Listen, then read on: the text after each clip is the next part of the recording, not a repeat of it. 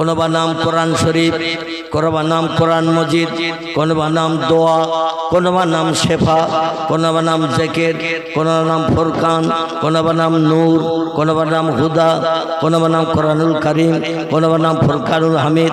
এভাবে নাম এসেছে 36টির মতো। পয়গম্বর মুহাম্মদ রাসূলুল্লাহ জাবানি মোবারক, আরবি ভাষায় যাকে হাদিস শরীফ বলা হয়, ইংরেজিতে তারে বলা হয় দ্য সেইন্স অফ মুহাম্মদ সাল্লাল্লাহু আলাইহি সাল্লাম, বাংলায় তারে বলা হয় নবীজির বাণী, নবীজির কথামালা। কোরআন যেমন আল্লাহর কথা, হাদিস তেমন নবীজির কথা। জোরে বলুন একটু সুবহানাল্লাহ। বিশ্ব নবীর জবানে মোবারক অনেকগুলো কেতাব এসেছে, সহিহ হাদিসের কেতাবের নাম। কোরআনের যেমন অনেক নাম, হাদিসেরও তেমন অনেক নাম এসেছে। আমি গোটা কয়েক হাদিসের নামের কথা বলি, আপনাদের মগজের দুশ্চিন্তা দূর হবে, বুঝতে সুবিধা হবে। কারবার নাম বুখারী শরীফ, কারবার নাম মুসলিম শরীফ, কারবার নাম তিরমিজি, কারবার নাম আবু দাউদ, কারবার নাম ইবনে মাজাহ, কারবার নাম নাসাই, কারবার নাম দারমি, কারবার নাম দারকুতনি, কারবার নাম বাইহাকি, কারবার নাম তিবরানি, কারবার নাম মুয়াত্তা মালিক, কারবার নাম মিশকাতুল মাসাবি, কারবার নাম ইবনে হাব্বান, কারবার নাম আল হাকিম, কারবার নাম আল মুস্তাদরাক, কারবার নাম তারগিব, কারবার নাম আল হাসান। এগুলো সব সহিহ হাদিসের কেতাবের নাম। ভরা আছে লেখনির মাধ্যম দিয়ে কেতাবের পৃষ্ঠায়, কিছু কম বেশি 3.5 লক্ষের মতো। আর একটু জোরে হবে না? নারায়ে তাকবীর। বিশ্ব নবীর জবানে মোবারক লেখকেরা কেতাবের পৃষ্ঠা লিপিবদ্ধ করেছেন। নবী যখন মসজিদে নববীতে ওয়াজ করতেন, হাদিসের কথাগুলো বলতেন, সাহাবীদের ভিতরে যাদের ব্রেন মগজ খুব সাফ ছিল, একবার শুনলেই মেমোরিতে জমা হয়ে যেত। যেমন আমাদের বসিরহাটের আল্লামা রুহুল আমিন রাহমাতুল্লাহ আলাইহি, তিনি 82 খানা হাদিসের কেতাব, 72 খানা ফিকহের কেতাব, 65 খানার মতো তাফসীরের কেতাব মেমোরিতে জমা করে রেখে দিয়েছিলেন। জোরে বলুন একটু সুবহানাল্লাহ। তার লিখিত কেতাবের পৃষ্ঠা 12,000-এর উপরে। 147 খানা কেতাব সমাজের মানুষের কল্যাণের জন্য তিনি লিপিবদ্ধ করে দিয়ে গেছেন। 147 খান কেতাবের ভিতরে 12,000-এর উপরে পৃষ্ঠা রয়েছে। চিল্লায়ে বলুন একটু সুবহানাল্লাহ। ইমাম গাজ্জালির নাম আপনারা শুনে থাকবেন। আল্লাহ তার ব্রেন মগজটা এমন সাফ করে দিয়েছিলেন, যেটা একবার কানে শুনতেন, যেটা একবার চোখে দেখতেন, মরণের দিন পর্যন্ত তিনি ভোলেননি। জোরে বলুন একটু সুবহানাল্লাহ। ইতিহাস আলগা করলে দেখা যায় ইমাম বুখারী রাহমাতুল্লাহ আলাইহির নাম আপনারা অনেকে শুনে থাকবেন। ইরাকের দেশের খোরাসান শহরের বোখারা নগরী ছিল তার গ্রামের নাম। কি নাম বললাম? গ্রামের বুখারী শরীফ তো কেতাবের নাম, তার গ্রামের নাম ছিল বোখারা। দেশটির নাম হলো ইরাক, বড় শহরটার নাম হলো খোরাসান। আর প্রত্যন্ত একটি গ্রামে জন্মগ্রহণ করেছিলেন তিনি। ওনার পিতার নাম ছিল ইসমাইল, মার ওনার নাম রাখা হয়েছিল মুহাম্মদ। ইতিহাস আলগা করলে দেখা যায় একটি তথ্য এখানে পাওয়া যায়। আল্লাহ পাক আমাদের জাতির পিতা হিসেবে যার সম্মান মর্যাদা দিয়েছেন, নাম কি তার একটু বলুন? মুসলমানদের জাতির পিতা ওয়াসাম্মাকুম ইব্রাহিম, আল্লাহ কোরআনে নাম কোট করে দিয়ে দিয়েছেন। মুসলমান তোমাদের জাতির পিতা, সে একজন ব্যক্তির নাম কোট করে দিলাম, তার নাম হলো আজরের বেটা ইব্রাহিম খলিলুল্লাহ। জোরে বলুন একটু সুবহানাল্লাহ।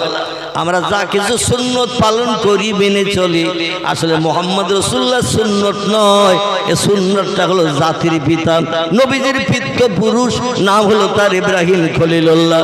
তিনি মাথায় টুপি দিতেন, নবী তাই পছন্দ করে দিয়েছেন। তিনি মুখে দাড়ি রাখতেন, নবী তাই পছন্দ করে রেখেছেন। তিনি লম্বা হাঁটুর নিচে জামা গায়ে দিতেন, নবী তাই পছন্দ করে গায়ে দিয়েছেন। তিনি 82 বছর বয়সে খাতনা দিয়েছেন, মুসলমানি করেছেন। এই জন্য উম্মতে মুহাম্মাদীদের খাতনা দিয়ে ইব্রাহিম নবীর সুন্নত আদায় করতে হয়। ঠিক বললাম না ভুল বললাম? আমাদের খাতনা দেওয়ার পরিকল্পনা হলো ইব্রাহিম নবীর বয়স যখন 80 মতান্তরে 82, আল্লাহ বলেন লিঙ্গের মাথার চামড়া কেটে দাও। ওই লিঙ্গের চামড়ার ভিতরে যে ময়লা থাকে, দূষিত পয়জন থাকে, দুর্গন্ধ যুক্ত জিনিস থাকে, ওগুলো লিঙ্গের ভিতরে থাকলে তোমার ইবাদত বন্দেগী কবুল হবে না। শরীরের বাইরের অংশ তোমার পবিত্র রাখতে হবে, এজন্য তুমি খাতনা দাও। ইব্রাহিম বলেন আল্লাহ বয়স হয়ে গেছে 80-82 বছর, খাতনা দেব কি করে? আল্লাহ বলেন লোকালয় থেকে বাইরে চলে যাও। বুঝতে পারছি গুপ্তাঙ্গ কাউকে দেখাতে পারবে না, বয়স হয়ে গেছে, মান সম্মান ইজ্জতের ব্যাপার দাঁড়িয়ে গেছে। জঙ্গলের দিকে চলে যাও যেখানে লোকজন থাকে না, সেখানে যে খাতনা দাও। পয়গম্বর বলেন কিভাবে দেব? আল্লাহ পাক একটু বেরেন মগজে যুক্তি দিয়ে দিলেন।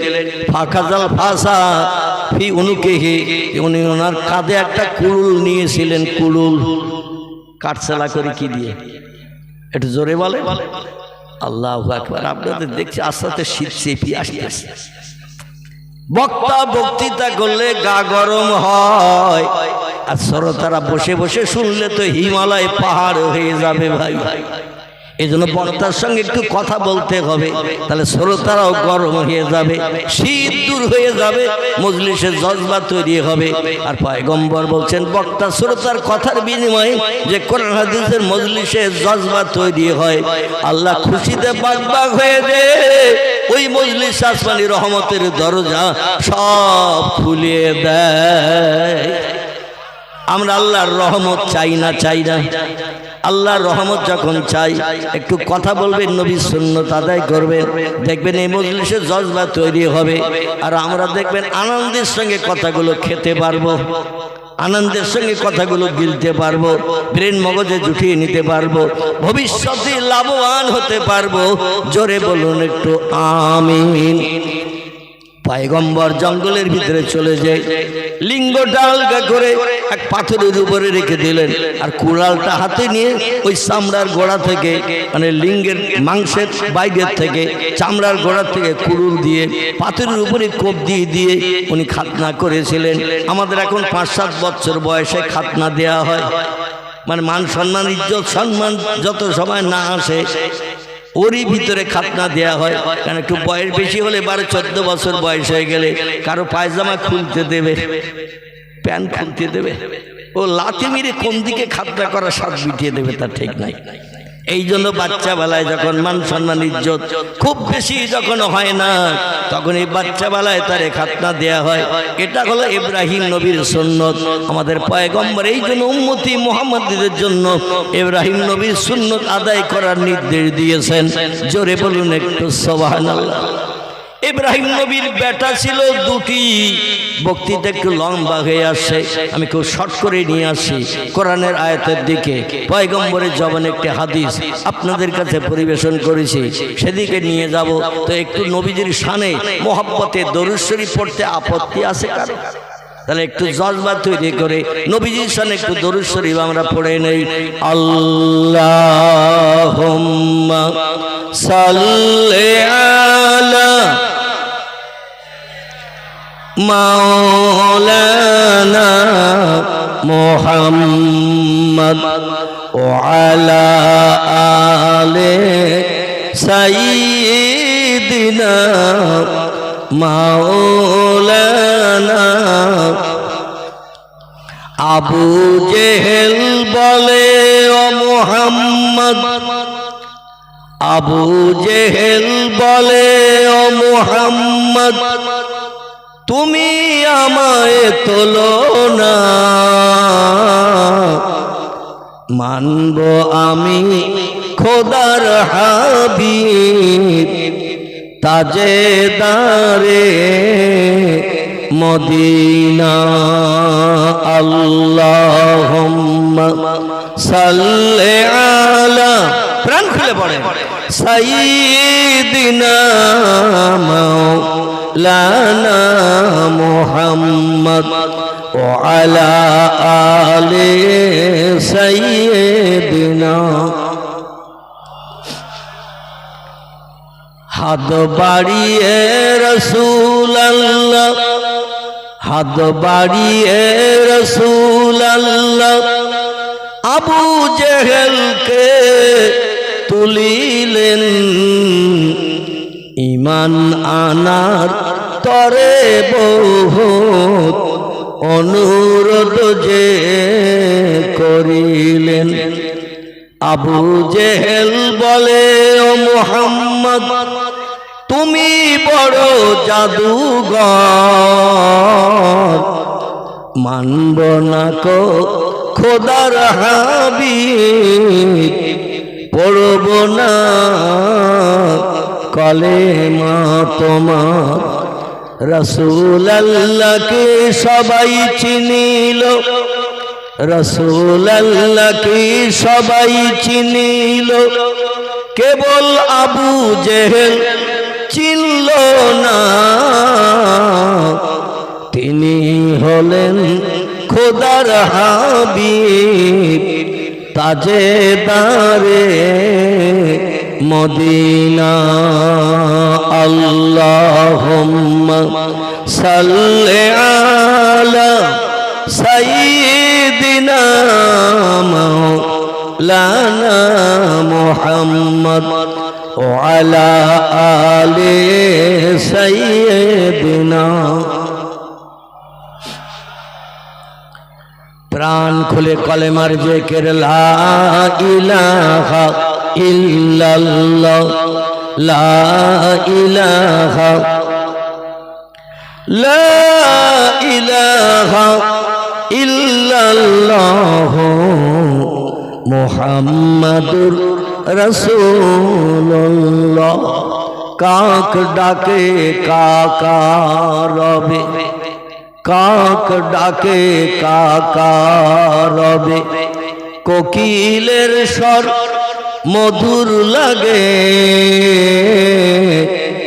ডাকে সেই শীতের হাওয়ায়, আল্লাহ ছাড়া মাবুদ নাই বলো লা ইলাহা ইল্লাল্লাহ, লা ইলাহা,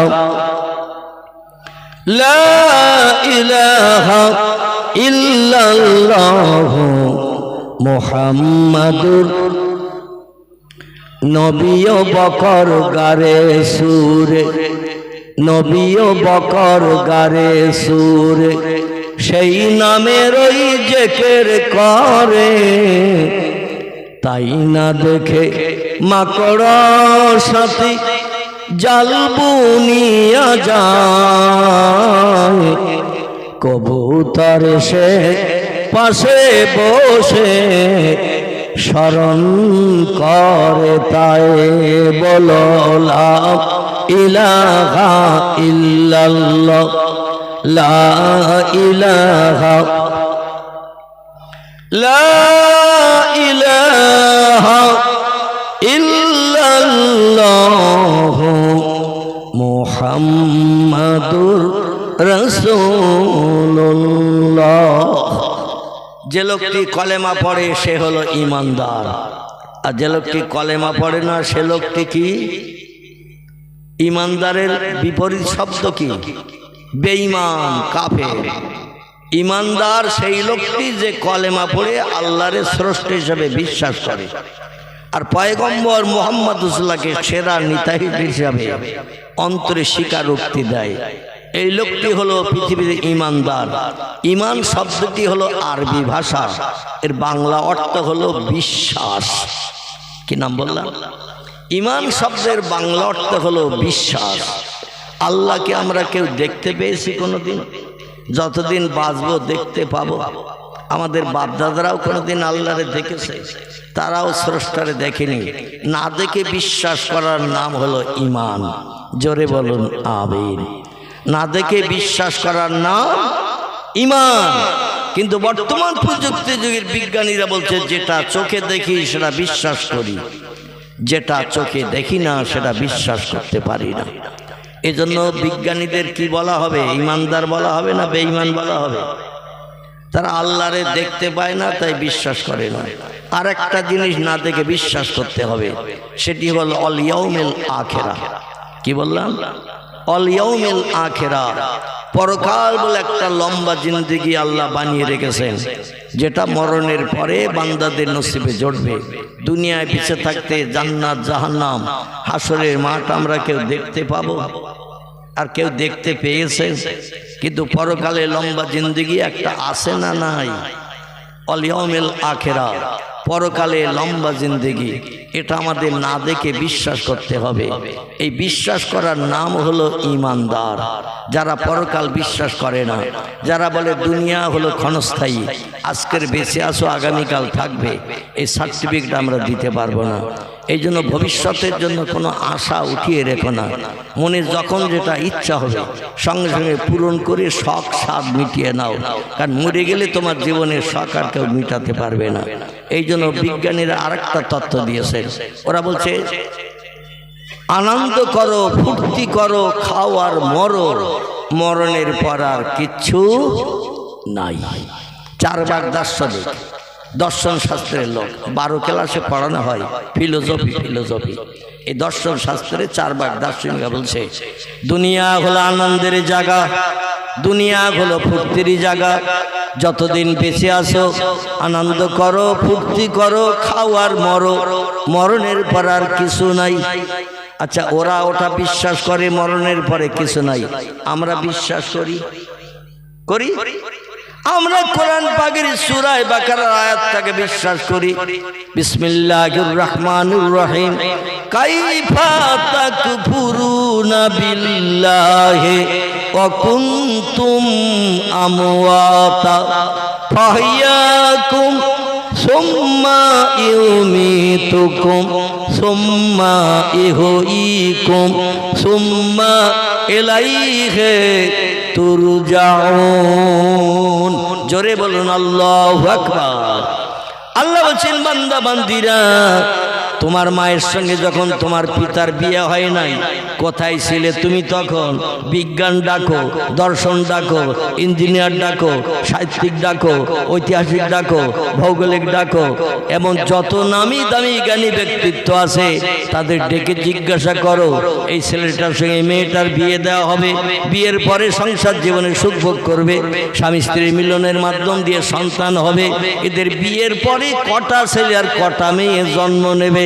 ও বিজ্ঞান দর্শন ইঞ্জিনিয়ার ডাক্তার মাস্টার সাহিত্যিক, একটু তথ্য দিয়ে যাও, শুনে অ্যাডভান্স খুশি হই। বিজ্ঞানীরা দাঁড়িয়ে থাকবে না, শ্বশুর বাড়ি যাওয়ার নাম করবে। ও বলবে ব্যস্ত আছি চাচা, একটু শ্বশুর বাড়ি যাবো বলে বেরিয়েছি, সামনের বুধবারের দিন বাড়ি আসবো, তারপরে শুনে এই ছেলে মেয়ের আজকের বিয়ে হচ্ছে, হোক, এরা সংসার যাপন করবে, স্বামী স্ত্রী জীবন যৌবনের ক্ষুধা একে অপরে নিবারণ করবে, তারই মাধ্যম দিয়ে আল্লাহ সন্তান দান করবে। কটা ছেলে কটা মেয়ে হবে বুধবার দিন বাড়ি এসে বলবো। আচ্ছা, এই কথা বলে চাচারে আশ্বস্ত করে যদি বিজ্ঞান দর্শন ইঞ্জিনিয়ার শ্বশুর বাড়ি যায়, ও আর বাড়ি ফেরবে চাচার ভয়ে? ফেরবে? ও শ্বশুর বাড়ি অটোমেটিক ঘর জামাই রয়ে যাবে। কি জামাই? ঘর জামাই রয়ে যাবে, কারণ বাড়ি গেলেই তো চাচা ধরবে। এবার বলো কটা ছেলে কটা মেয়ে হবে? আমরা যেটা দেখতে পাই না সেটা দেখতে পাই কে? জোরে বলেন। আমরা যেটা দেখতে পাই না সেটা দেখতে পাই কে? আমরা যে কথা শুনতে পাই না সবার আগে শুনতে পাই কে? আমরা যে কাজটা তাড়াতাড়ি করতে পারি না সে কাজটা সবার আগে করতে পারেন কে? তিনি হলেন আল্লাহ সুবহানাহু ওয়া তাআলা।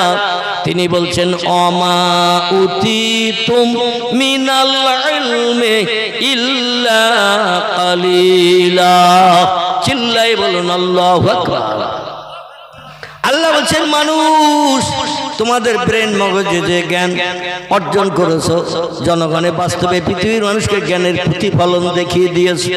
ক্যালকুলেটর মেশিন বানিয়েছো, কম্পিউটার মেশিন বানিয়েছো, রিমোট কন্ট্রোল বানিয়েছো, স্যাটেলাইট বানিয়েছো, ইন্টারনেট বানিয়েছো, উপগ্রহ বানিয়েছো, চন্দ্রযান বানিয়েছো, পাতাল রেল বানিয়েছো, রেডিও বানিয়েছো, ভিডিও বানিয়েছো, ভিসিআর বানিয়েছো, কোল্ড স্টোর হিমঘর বানিয়েছো, ফ্রিজ বানিয়েছো। এক ছোট্ট মেশিন পকেটে ভরে দিয়ে সিনেমা হলগুলো ভাঙার লাইন করে দিয়েছো। ঠিক বললাম না ভুল বললাম? ছোট মেশিন একটা পকেটে ভরে দেওয়ার কারণে অধিকাংশ জায়গায় বড় বড় নামি দামি সিনেমা হলগুলো মালিক পাগল হয়ে জম ধরে হাতুড়ি মেরে ভেঙে কমপ্লিট করে ফেলছে। যদি বলেন হোয়াট ইজ দ্য ডকুমেন্ট, খুব বেশি দূর যেতে বলবো না, আমাদের বসিরহাট হাসনাবাদ রুটে ময়লা খোলার পাশে একটা সিনেমা হল আগে ছিল না? নাম কি বলেন তো? কি আমি দেখেছেন এই বলবো তাই আপনারা ভয় পাচ্ছেন? নাম তো কানেও শুনতে পারেন। নাম কি ছিল? দেবযানী। বসিরহাট থেকে বারাসাত রোড, মেন রোড, এই রোডে বসিরহাট ত্রিমুনি পার হয়ে যায় ডান হাতে একটা সিনেমা হল ছিল না? নাম ছিল তার কি? ফাল্গুনী। খোলাপোতা থেকে বাদুড়িয়ার দিকে যেতে বান্ধার একটা সিনেমা হল ছিল, নাম ছিল তার কি? বাবা, এইরকম উত্তর পেলে তো আমি খুব খুশি।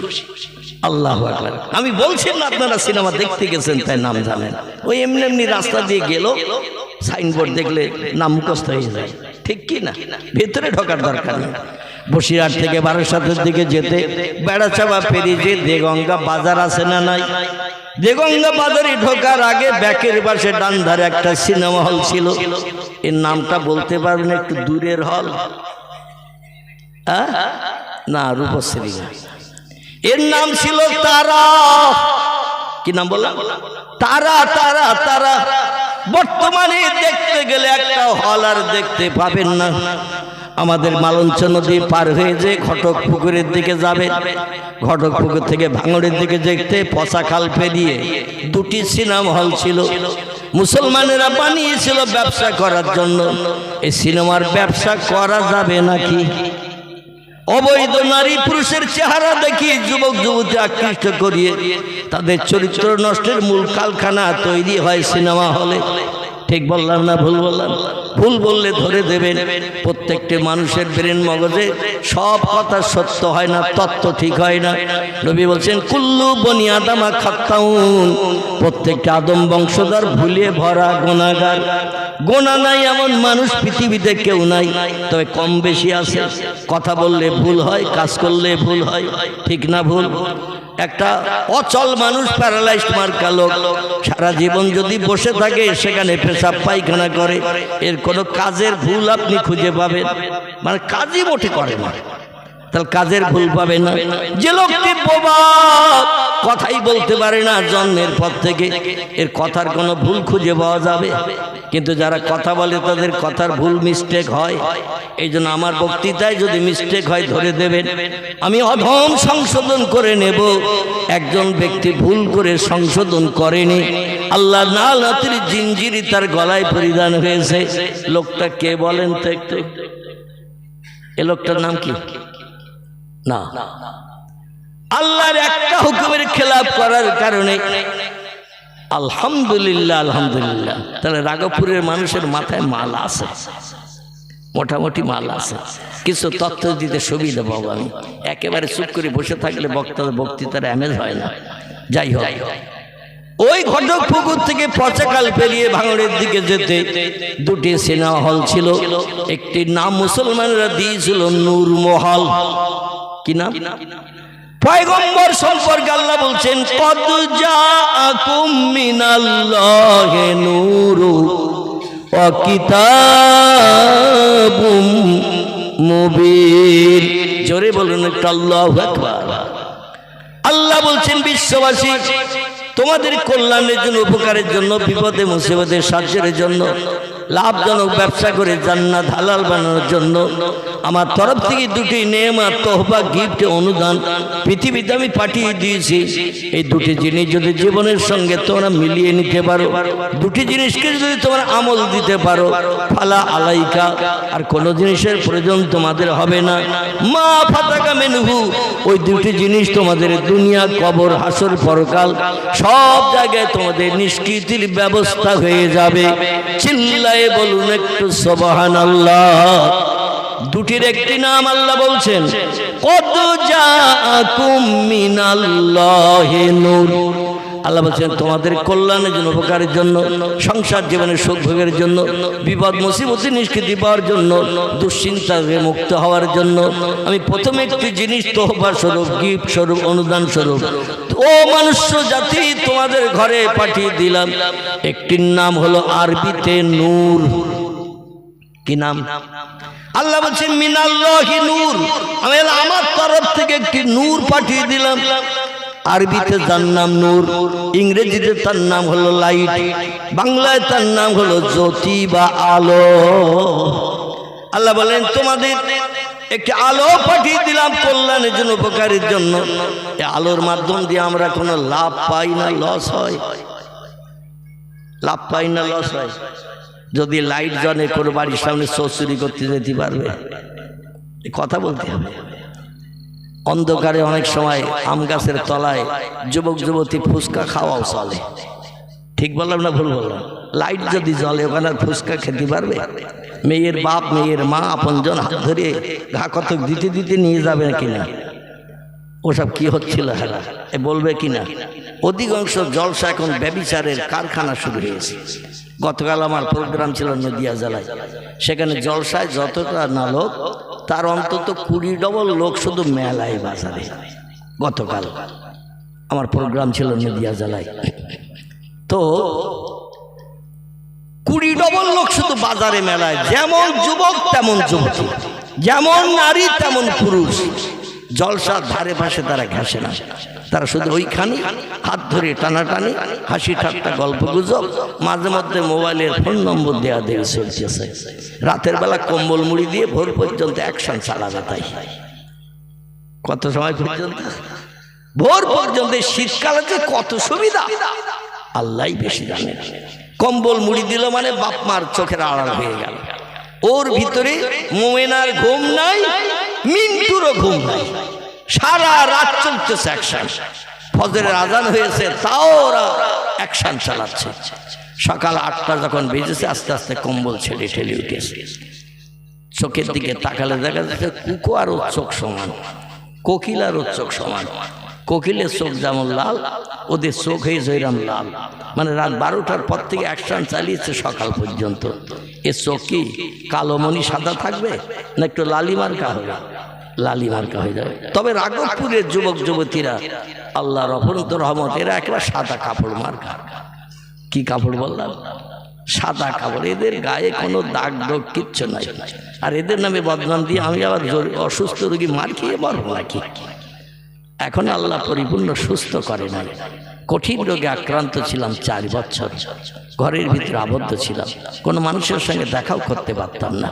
যাই হোক, 3.5 বছর ডায়ালিসিসের পরে একদিন বাদ একদিন আপনাদেরই রোড দিয়ে আমার যেতে হয়েছে 3.5 বছর মালঞ্চ হয়ে কলকাতা আরেনটেগর হসপিটালের কাছে, মুকুন্দপুর ওরই পাশে আমাকে ডায়ালিসিস করতে যেতে হয়েছে। 82 কিলোমিটার রাস্তা, যেতে আসতে 82।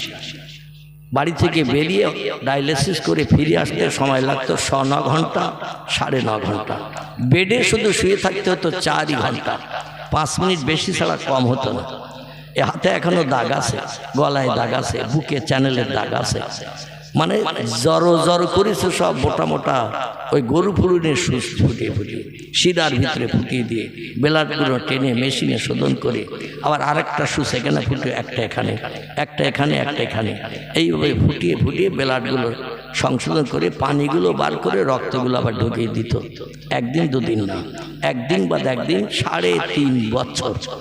তারপরে কলকাতা আরেনটেগর হসপিটালে গত 2024 সালের 18 জানুয়ারি আমি অধম অপারেশন হই। আমার এই পাজরের কাঠি থেকে নিয়ে কুস্কি পর্যন্ত পুরো পেট ফাড়া, 21টা সেলাই, পুরো পেটে সেলাই 21টা, পুরো পেট ফেড়িয়ে আমার 2টি কিডনি টোটাল ড্যামেজ হয়ে গিয়েছিল, অচল। 24 ঘন্টায় 2 থেকে 3 ফোঁটার বেশি পেশাব হতো না।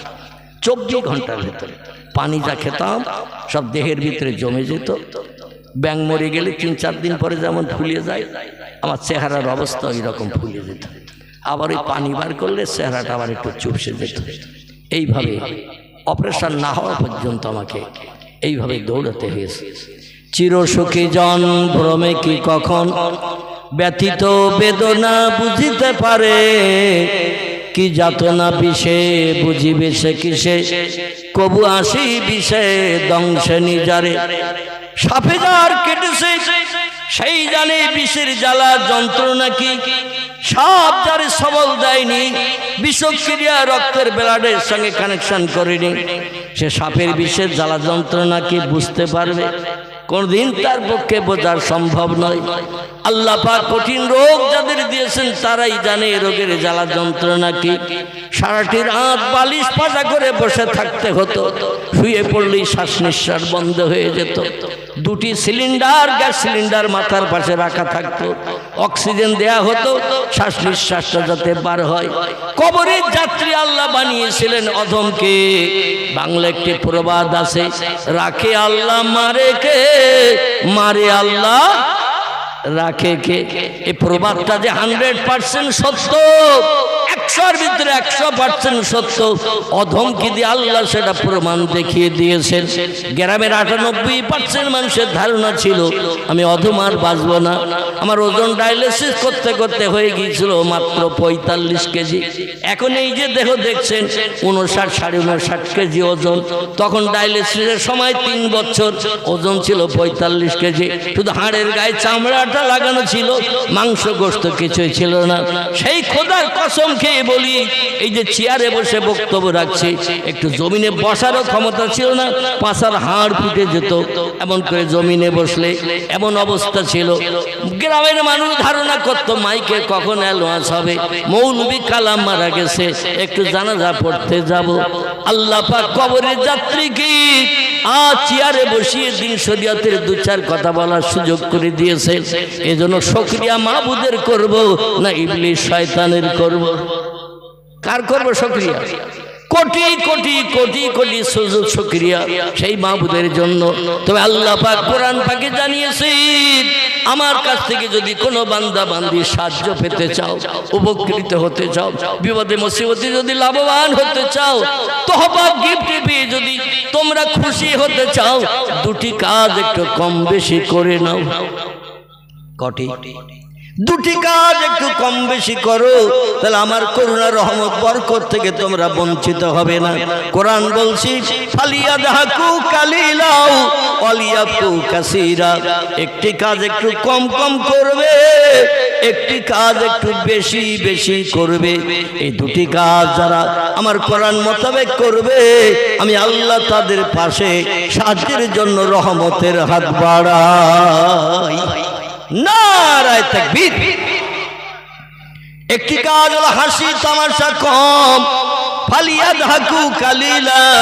হাসি তামাশা পৃথিবীতে একটু কম কম করে করবে, একটা কাজ একটু বেশি বেশি করবে। আল্লাহ বলছেন ওয়ালিয়াবকু কাসীরা। চোখের পানি একটু বেশি বেশি করে আমার জমিনে ফেলবে। আমি আল্লাহ চোখের পানি বড় ভালোবাসি, চোখের পানি বড় পছন্দ করি। চোখের 1 ফোঁটা পানির বিনিময়ে জাহান্নামের আগুন দপ করে নিভিয়ে দিয়ে থাকি। 2টি ফোঁটা পানি আল্লাহর কাছে খুব প্রিয় পছন্দনীয়। একটি হলো শহীদের দেহের রক্ত ফোঁটা, আল্লাহর দরবারে খুব প্রিয় পছন্দনীয়। কোন ব্যক্তি যদি মসজিদের জন্য, মাদ্রাসার জন্য, কোরআনের জন্য, ইসলামের জন্য টুপি মাথায় রাখতে যে, মুখে দাড়ি রাখতে যে, লম্বা জামা গায়ে দিয়ে রাস্তায় চলতে যে, ভিন ধর্মাবলম্বীরা হিংসুকতার মনোভাব নিয়ে আপনার যদি প্রাণ নাশ করে দিয়ে দেয়, দেহ ফ্র্যাকচার করে দিয়ে, গলা কেটে দিয়ে কিংবা অঙ্গ প্রত্যঙ্গ কেটে কেটে দিয়ে রক্ত প্রবাহিত করে দেয়, আল্লাহ নবী বলছেন শহীদের 1 ফোঁটা রক্ত আল্লাহর কাছে এত প্রিয়, দুনিয়ার সমস্ত সম্পদ যদি ডালপালার আরেক দিকে চাপানো হয়, রক্ত ফোঁটার দিকে মণিকাটা ঝুঁকে যাবে। আরেকটি ফোঁটা পানি আল্লাহর কাছে খুব প্রিয় পছন্দনীয়, সেটি হলো চোখের পানি। পয়গম্বর তিরমিজি আবু দাউদ শরীফের হাদিসে 2টি হাদিসের কিতাবে লিপিবদ্ধ হয়েছে। ইমাম আবু ঈসা তিরমিজি রাহমাতুল্লাহ আলাইহি, ইমাম আবু দাউদ রাহমাতুল্লাহ আলাইহি লিপিবদ্ধ করেছেন, চোখের কোনা দিয়ে আল্লাহর জাহান্নামের ভয় ভীত হয়ে, আল্লাহর আযাবের ভয় ভীত সন্ত্রস্ত হয়ে কোন বান্দা যদি চোখের কোনা দিয়ে মাছের মাথার ন্যায়, হাদিস শরীফে মাছের কথা উল্লেখ করা হয়েছে, মাছের মাথা মোটা না বডি মোটা? মাছের মাথা মোটা না দেহ মোটা? মাথা আসলে আলহামদুলিল্লাহ। একজন বললেন মাথা মোটা, আসলে মাছি ভালো করে দেখিনি সে, যার কারণে তত্ত্বটা মিস্টেক হয়েছে, সংশোধন হবে ইনশাল্লাহ। মাছের দেহের থেকে মাথা ছোট, এই ছোট্ট মাছের মাথার নেয় এক ফোঁটা পানি, বড় মোটা ফোঁটা নয়, মাছের মাথার নেয় ছোট্ট ফোঁটা পানি চোখের কোনা দিয়ে গড়িয়ে নাকের ডগা পর্যন্ত নেমে যদি আসে, কোন পর্যন্ত? মুখ ভিজাতে হবে না, দাড়ি ভিজাতে হবে না, জামা ভিজাতে হবে না, পয়গম্বরের কথা। চোখের কোনা দিয়ে ছোট্ট একটা মাছের মাথার নাই গুঁড়ো পানির ফোঁটা আল্লাহর জাহান্নামের ভয় ভিতরে, আল্লাহর কাহার জব্বার নামের কঠিন শাস্তির ভয়ে কোন বান্দা যদি ছোট্ট মাছের মাথার মতো একটা ফোঁটা পানি বার করে নাকের ডগা পর্যন্ত নামিয়ে দিয়ে দেয়, আল্লাহ পাক তার জন্য জাহান্নাম হারাম বানিয়ে দেয়। পয়গম্বর বলছে দুনিয়া হলো কান্নার জায়গা, হাসির জায়গা হলো আল্লাহর জান্নাত। না সেই শরীফের হাদিস নবী বলছেন দুনিয়া হলো কান্নার জায়গা, হাসির জায়গা হলো আল্লাহর জান্নাত। পৃথিবীতে যত পারো একটু বেশি বেশি করে কাঁদতে থাকো, কারণ আল্লাহ এই চোখের পানি বড় ভালোবাসেন, চোখের পানি বড় পছন্দ করেন। কেতাবে এসেছে কাঁদলে রুহু সাফ হয়, কাঁদলে গুনাহ মাফ হয়, কাঁদলে আল্লাহ বান্দা বান্দির উপরে খুব তাড়াতাড়ি রাজি হয়ে যায়। তবে এই কান্নার একটা সময় আছে, সকালবেলা, দুপুরবেলা, বিকালবেলা, সন্ধ্যাবেলা, রাত্রে খেয়ে দিয়ে শোয়ার সময় একটু কানলে লাভ হবে কি? ধন্দে পড়ে গেছেন। আল্লাহ কোরআনে তত্ত্ব দিচ্ছেন, কোরআন পাকের 15 পারা সূরা বনী ইসরাইলের ভিতরে কাঁদতে হবে কখন সে তত্ত্ব আল্লাহ কোরআনে কোট করেছেন। তবে দুর্ভাগ্য আমাদের, আমরা কোরআন পাক একটু পড়িও না, মানে মতলব জানার চেষ্টা ভাবনা করি না। মাঝে মধ্যে কোনো ব্যক্তি পড়ে, পাশ দিয়ে হেঁটে যায়, যখন থেকে জিলিপির পেশের মতো সব বেকা বেকা লেখা, তেলা পাকার পায়ের মতো কোরআনের অক্ষরগুলো সব বেকা বেকা লেখা, চশমার ফ্রেমের মতো এর থেকে ওর থেকে জোড়া। ওই পুস্তকে লেখা আরবি ভাষা কোরআন, এতে লাভবানি কিছু নাই। চিল্লায় বলুন একটু নাউজুবিল্লাহ। কোরআনে লাভবানি আছে না নাই? আল্লাহ তো সরাসরি এসে আমাদের বুঝাতে পারবে না, সরাসরি এসে বলতে পারবে না। কোরআন পাঠিয়ে দিয়েছেন, অনুধাবন করব, কোরআন পড়ব, মানে মতলব বুঝবো, সে মতো যদি আমল করি আমরা লাভবান হব না ব্যবসায় লস হবে? আমাদের লাভবান হব না ব্যবসায় লস হবে? লাভবান হব। সকলে বলি আমিন, জোরে বলুন একটু আমিন। আল্লাহ কোরআন পাকের 15 পারা সূরা বনী ইসরাইলের ভিতরে কান্নার সময় বলে দিলেন, জোরে বলুন আল্লাহু আকবার। ওমিনাল লাইলি ফাতাহাজ্জাদ বিহি নাফিলাতাল লাক আসা আইয়াবআসাকা রাব্বুকা মাকামাম মাহমুদা। জোরে বলুন একটু আল্লাহু আকবার। আল্লাহ বলছেন বান্দা আমার কাছ থেকে যদি কিছু পেতে চাও, আমার কাছ থেকে সাহায্য নিয়ে মুখে যদি হাসি পড়তে চাও, বিপদ মুসিবতে নিষ্কৃতি পেতে চাও, ডাক্তারকে যদি দেখাতে না চাও, মাস্টারের কাছে যুক্তি যদি না চাও, একটা কাজ করো, রাত্র দ্বীপ প্রহরের পর থেকে নিয়ে ফজরের আযান ধ্বনির আগ পর্যন্ত একটা নামাজ আমি কোরআনে কোট করে দিয়ে দিয়েছে। এই নামাজটির নাম কি রাঘবপুরের মানুষেরা বলেন? এই নামাজের নাম আলহামদুলিল্লাহ। আলহামদুলিল্লাহ। শুধু 5 ওয়াক্ত নামাজ পড়লে কাজ হবে না, 5 ওয়াক্ত নামাজ পড়লে আল্লাহরে রাজি করা যাবে না। আল্লাহ দুনিয়ায় বাস করতে গেলে 5 ওয়াক্ত নামাজ মাস্ট, অবশ্য কর্তব্য। আল্লাহ দুনিয়ায় বাস করবে, আল্লাহ নেয়ামত খাবে, আল্লাহর অনুদান বিবি বাচ্চা নিয়ে সংসার জীবনে সুখ ভোগ করবে, আল্লাহ জমিনে ঘর বেঁধে বাস করবে। এই জন্য 5টা বার একটু মসজিদে দিয়ে কপাল ঠেকাতে হবে। এটা দুনিয়ায় বাস করতে গেলেই ওই বান্দার জন্য অবশ্য কর্তব্য, করতেই হবে। কিন্তু আল্লাহকে যদি রাজি করতে চাও, আল্লাহর কাছ থেকে কোনো তোহবা গিফট যদি পেতে চাও, আরো বাড়তি নামাজ আছে না নাই? আছে না নাই? এই 5 ওয়াক্ত নামাজ কি শেষ? আল্লাহু আকবার। ফজরের নামাজের পর একটা নামাজ আছে, নাম হলো তার ইশরাক। কি নাম বললাম? ইশরাক ইশরাক বেলা 10টার পরে একটা নামাজ আছে, নাম তার চাষ। মাগরিবের নামাজের পরে একটা নামাজ আছে, নাম তার আওয়াবিন। রাত্র দ্বীপ্রহরের পর থেকে নিয়ে ফজরের আজানের আগ পর্যন্ত একটা নামাজ আছে, এই নামাজটির নাম হলো তাহাজ্জুদ। কি নাম? এই নামাজগুলো নফল নামাজ।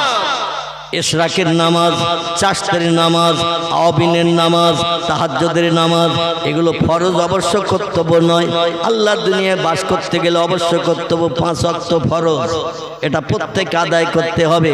আর মালিককে যদি রাজি করতে চান, মালিকের কাছ থেকে জীবনের সমস্যার সমাধান পেতে চান, মেম্বারের কাছে যদি যেতে না চান, প্রধানের কাছে দরখাস্ত দিতে যদি না চান, থানার ওসিরে যদি বশ করতে না চান, দুনিয়ার কোনো ব্যক্তির সঙ্গে বন্ধুত্ব করে ঘরে চুরি ডাকাতি বদমাইশি হিংসাত্মক মনোভাব আমার সঙ্গে আপনার সঙ্গে যাতে না করে, এই জন্য কোনো ব্যক্তির সঙ্গে বন্ধুত্ব করছেন, অবৈধ কাজ করে, মদ খায়, সুদ খায়, ব্যভিচারী করে, মানুষ প্রাণ নাশ করে, বিবি বাচ্চার বিদ্যুতিন করে, ওর সঙ্গে বন্ধুত্ব রেখেছি যাতে আমার আপনজন কারো ক্ষতি না করে।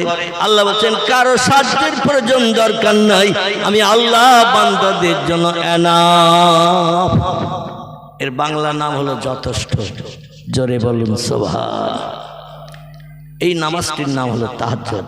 সব নামাজের ভিতরে উত্তম নামাজ হলো তাহাজ্জুদ। এই নামাজটা রাত্র 12টার পর থেকে নিয়ে ফজরের আজানের আগ পর্যন্ত লম্বা সময় এই নামাজটা পড়া যায়।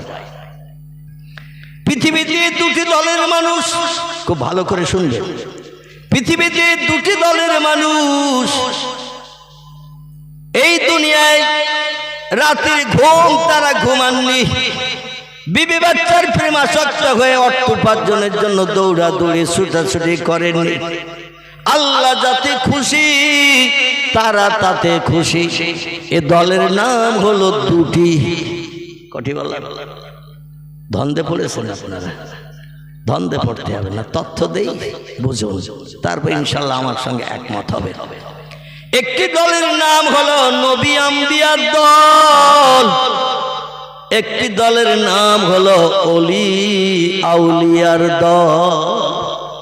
আর যত দলের মানুষ পৃথিবীতে আমরা বাস করি, আলেম আছে, হাফেজ আছে, কারি আছে, মুফতি আছে, মসজিদের ইমাম আছে, মুয়াজ্জিন আছে, মুক্তাদি আছে, মুসল্লি আছে, চাষি আছে, তাঁতি আছে, কামার আছে, কুমোর আছে, সুতর আছে, ধোপা আছে, নাপিত আছে, ডাক্তার আছে, কবিরাজ আছে, মাস্টার আছে, হাকিম আছে, জজ আছে, উকিল আছে, ব্যারিস্টার আছে, বিজ্ঞান আছে, দর্শন আছে, ইঞ্জিনিয়ার আছে। এইভাবে যত দলের মানুষ পৃথিবীতে বাস করে এরা কিন্তু আল্লাহর আপন নয়। বোঝা গেল? এখনো বুঝতে পারেনি, আরেকটু এগিয়ে যেতে হবে। দলগুলোর নাম শুনুন, যদি কোনো দলের নাম বাদ যায় ওটাও ঢুকিয়ে নিয়ে নেবেন। চাষি, তাঁতি, কামার, কোমর, সুতর, ধোপা, নাপিত, ডাক্তার, কবিরাজ, হাকিম, জজ, উকিল, ব্যারিস্টার, বিজ্ঞান, দর্শন, ইঞ্জিনিয়ার থেকে শুরু করে আলেম, হাফেজ, কারি, মুফতি, মসজিদের ইমাম, মুয়াজ্জিন, মুক্তাদি, কোন দলের মানুষ আল্লাহর আপন নয়। মনে মনে যেন ধারণা করবেন না হুজুর আমাদের ইমামের নামে বদনাম দিয়ে গেল। আছে তো পাশে বসে, ওনার ইমামতি কত বছর আমি জানি না, আমি অধম আমার ইমামতি চলছে বর্তমান 40 বছর। ক বছর? 1985 থেকে নিয়ে 2025, ক বছর হয়? এই 40 বছর আমার ইমামতি চলছে। এর আগেও এক জায়গায় বছর 3 মতো ইমামতি করেছিলাম, কলকাতা আলিয়া থেকে যখন টাইটেল পাস করে ঘরে ফিরি। 3 বছর ইমামতি করেছিলাম। গ্রামটির নাম হলো নলডি উত্তরপাড়া। কি নাম বললাম? পাশের কাছে গ্রাম না, একটু খোঁজ নিয়ে শুনবেন, আমি মিথ্যা টিথ্যার তথ্য দিচ্ছে কি। বছর 3 ওখানে প্রথম পড়াশোনার জীবনে ইমামতি করেছিলাম। তারপরে একটানা ইমামতি চলছে ওই তালপুকুর বাজার থেকে একটু ভিতরে খিদিরপুর গ্রাম। কে বললো তথ্যটা? একজন বলে দিয়েছে। যাই হোক, আমি সেখানে ইমামতি করি। তাহলে আমি আমার নামেও বদনাম দিচ্ছি, কিন্তু মানে আমিও ইমাম, আমি আল্লাহর আপন নই। তাহলে আপনাদের ইমাম সাহেবের বাদ দিয়ে দিলাম। ইমাম, মুয়াজ্জিন, মুক্তাদি কেউ আল্লাহর আপন নয়। এবার আলেম বলি, হাফেজ বলি, কারি বলি, মুফতি বলি, যত দলের মানুষ আছে এরাও কিন্তু আল্লাহর আপন নয়। আমিও কম বেশি তাদের দলে একটু পড়বো না। আমার নিজের বাদ দিয়ে কিন্তু বলছি না, আমিও মৌলবী, কোরআন হাদিসের জ্ঞান কম বেশি আল্লাহ মগজে দিয়েছেন। বসিরহাট আমিনিয়া মাদ্রাসায় রোল নম্বর 1 ছিল, কলকাতা আলিয়াতেও পর্যন্ত আল্লাহ অধমকে রোল নম্বর 1 করেছিলেন। 1983-84 সালের ক্যান্ডিডেট, এখনো খাতা আলগা করলে দেখতে পাবেন। আমার সহসঙ্গী যারা ছিল তাদেরও জিজ্ঞাসা করবেন, সেখানেও আমার রোল নম্বর 1 ছিল। আবার সকাল 10টা থেকে 4টে পর্যন্ত মাদ্রাসা করতাম আলিয়া, আবার সন্ধ্যা 5টা থেকে রাত 10টা পর্যন্ত কলেজ করতাম বঙ্গবাসী শিয়ালদার কাছে। এইভাবে রাত জেগে জেগে দিনের বেলা পরিশ্রম করে করে পড়াশোনা শেষ করে এসেছি। একেবারে অজ্ঞ মূর্খ যেন ধারণা করবেন না। তবে যে দলের লোকগুলোর কথা বললাম এরা কেউ কিন্তু আল্লাহর আপন বনতে পারেনি। আল্লাহর আপন বনেছেন 2টি দলের মানুষ। কটা দলের নাম করেছি? কটা? 2টি দলের নাম বলেছি। আমি কিন্তু নাম বলেছি একটি দলের, তার নাম হলো নবী আম্বিয়ার দল, মনে আছে? আর একটা দলের মানুষের নাম বলি নাই, সেই নামটা হলো ওলি আউলিয়ার দল। এই 2টি দলের মানুষের জীবনী আল্লাহ কোরআনে ভরে দিয়ে দিয়েছেন। আলেম হাফেজ মুফতি কাদির জীবনী আল্লাহ কোরআনে ভরেননি, মুসলিম ইমামের জীবনী আল্লাহ কোরআনে ভরেননি। মুয়াজ্জিন আযান দেবে হাসরের মাঠে, গলা সব থেকে লম্বা হবে, মুয়াজ্জিনের কপালে নূরের চমক জ্বলবে, আল্লাহর ফেরেশতারা চিহ্নিত করবে, নূরের চমক দেখে কপালে লাইট জ্বলে জ্বলে উঠবে। ইনি হলেন মুয়াজ্জিন, মানুষকে আহ্বান করেছেন নামাজের জন্য। এনার চেহারাটা লম্বা হবে হাসরের মাঠে, আর কপালে নূরের চমক জ্বলবে। এও কিন্তু আল্লাহর আপন বনতে পারেনি। আপন বনেছে নবী আম্বিয়ার দল, আপন বনেছে ওলি আউলিয়ার দল। টোটাল আল্লাহর সত্য কোরআন আলগা করে একটু তত্ত্ব নিয়ে নেন, দেখবেন এই 2টি দলের মানুষের জীবনী আল্লাহ পছন্দ করে কোরআনে ভরে দিয়েছে। নারায়ে তাকবীর। নবীদের ভিতরে কিছু নবীর জীবনী আল্লাহ কোরআনে কোট করেছেন। তাফসীরে মাফাতিহুল গায়ব, তাফসীরে মাজিদ, তাফসীরে রুহুল বায়ান, তাফসীরে ফিজালাল কোরআন। আল্লামা কুতুব রাহমাতুল্লাহ আলাইহি বিশ্ববিখ্যাত কোরআনের মুফাসসির তিনি তার কিতাবে লিখেছেন আল্লাহ পাক পৃথিবীতে অগণিত পয়গম্বর পাঠিয়েছিলেন মানুষকে হেদায়েত দিতে, সুপথ দেখাতে। ইহদিনাস সিরাতাল মুস্তাকিম, আল্লাহ আমাদের সোজা সরল পথ দেখাও। আল্লাহ বলেছেন ওয়ানাইবুদুনি হাযা সিরাতুম মুস্তাকিম। জোরে বলুন একটু আল্লাহু আকবার। ওয়ানাইবুদুনি হাযা সিরাতুম মুস্তাকিম, আমার ইবাদত উপাসনা করো, এটাই হলো সোজা রাস্তা। আমরা কোরআনের সূরা ফাতিহায় পড়ি না ইহদিনাস সিরাতাল মুস্তাকিম। আল্লাহকে নামাজের তাকবীর তাহরিমা বেদে জবানে পড়ি, আল্লাহ সোজা সরল পথ দেখাও, বেঁকা পথ দেখিও না, আল্লাহ খারাপ পথ দেখিও না, জাহান্নামের রাস্তা আমাদের দেখিও না। আল্লাহ বলছেন ওয়ানিবুদুনি হাযা সিরাতুম মুস্তাকিম। সোজা সরল পথ নাম হলো আমার ইবাদত বন্দেগী করার পথ। জোরে বলুন সুবহানাল্লাহ। এই পথের পথিক যদি বলতে পারো, কোনো ব্যক্তির কাছে হাত পাততে হবে না সাহায্যের জন্য। আমি তোমাদের জন্য এনাফ, যথেষ্ট। জোরে বলুন একটু সুবহানাল্লাহ।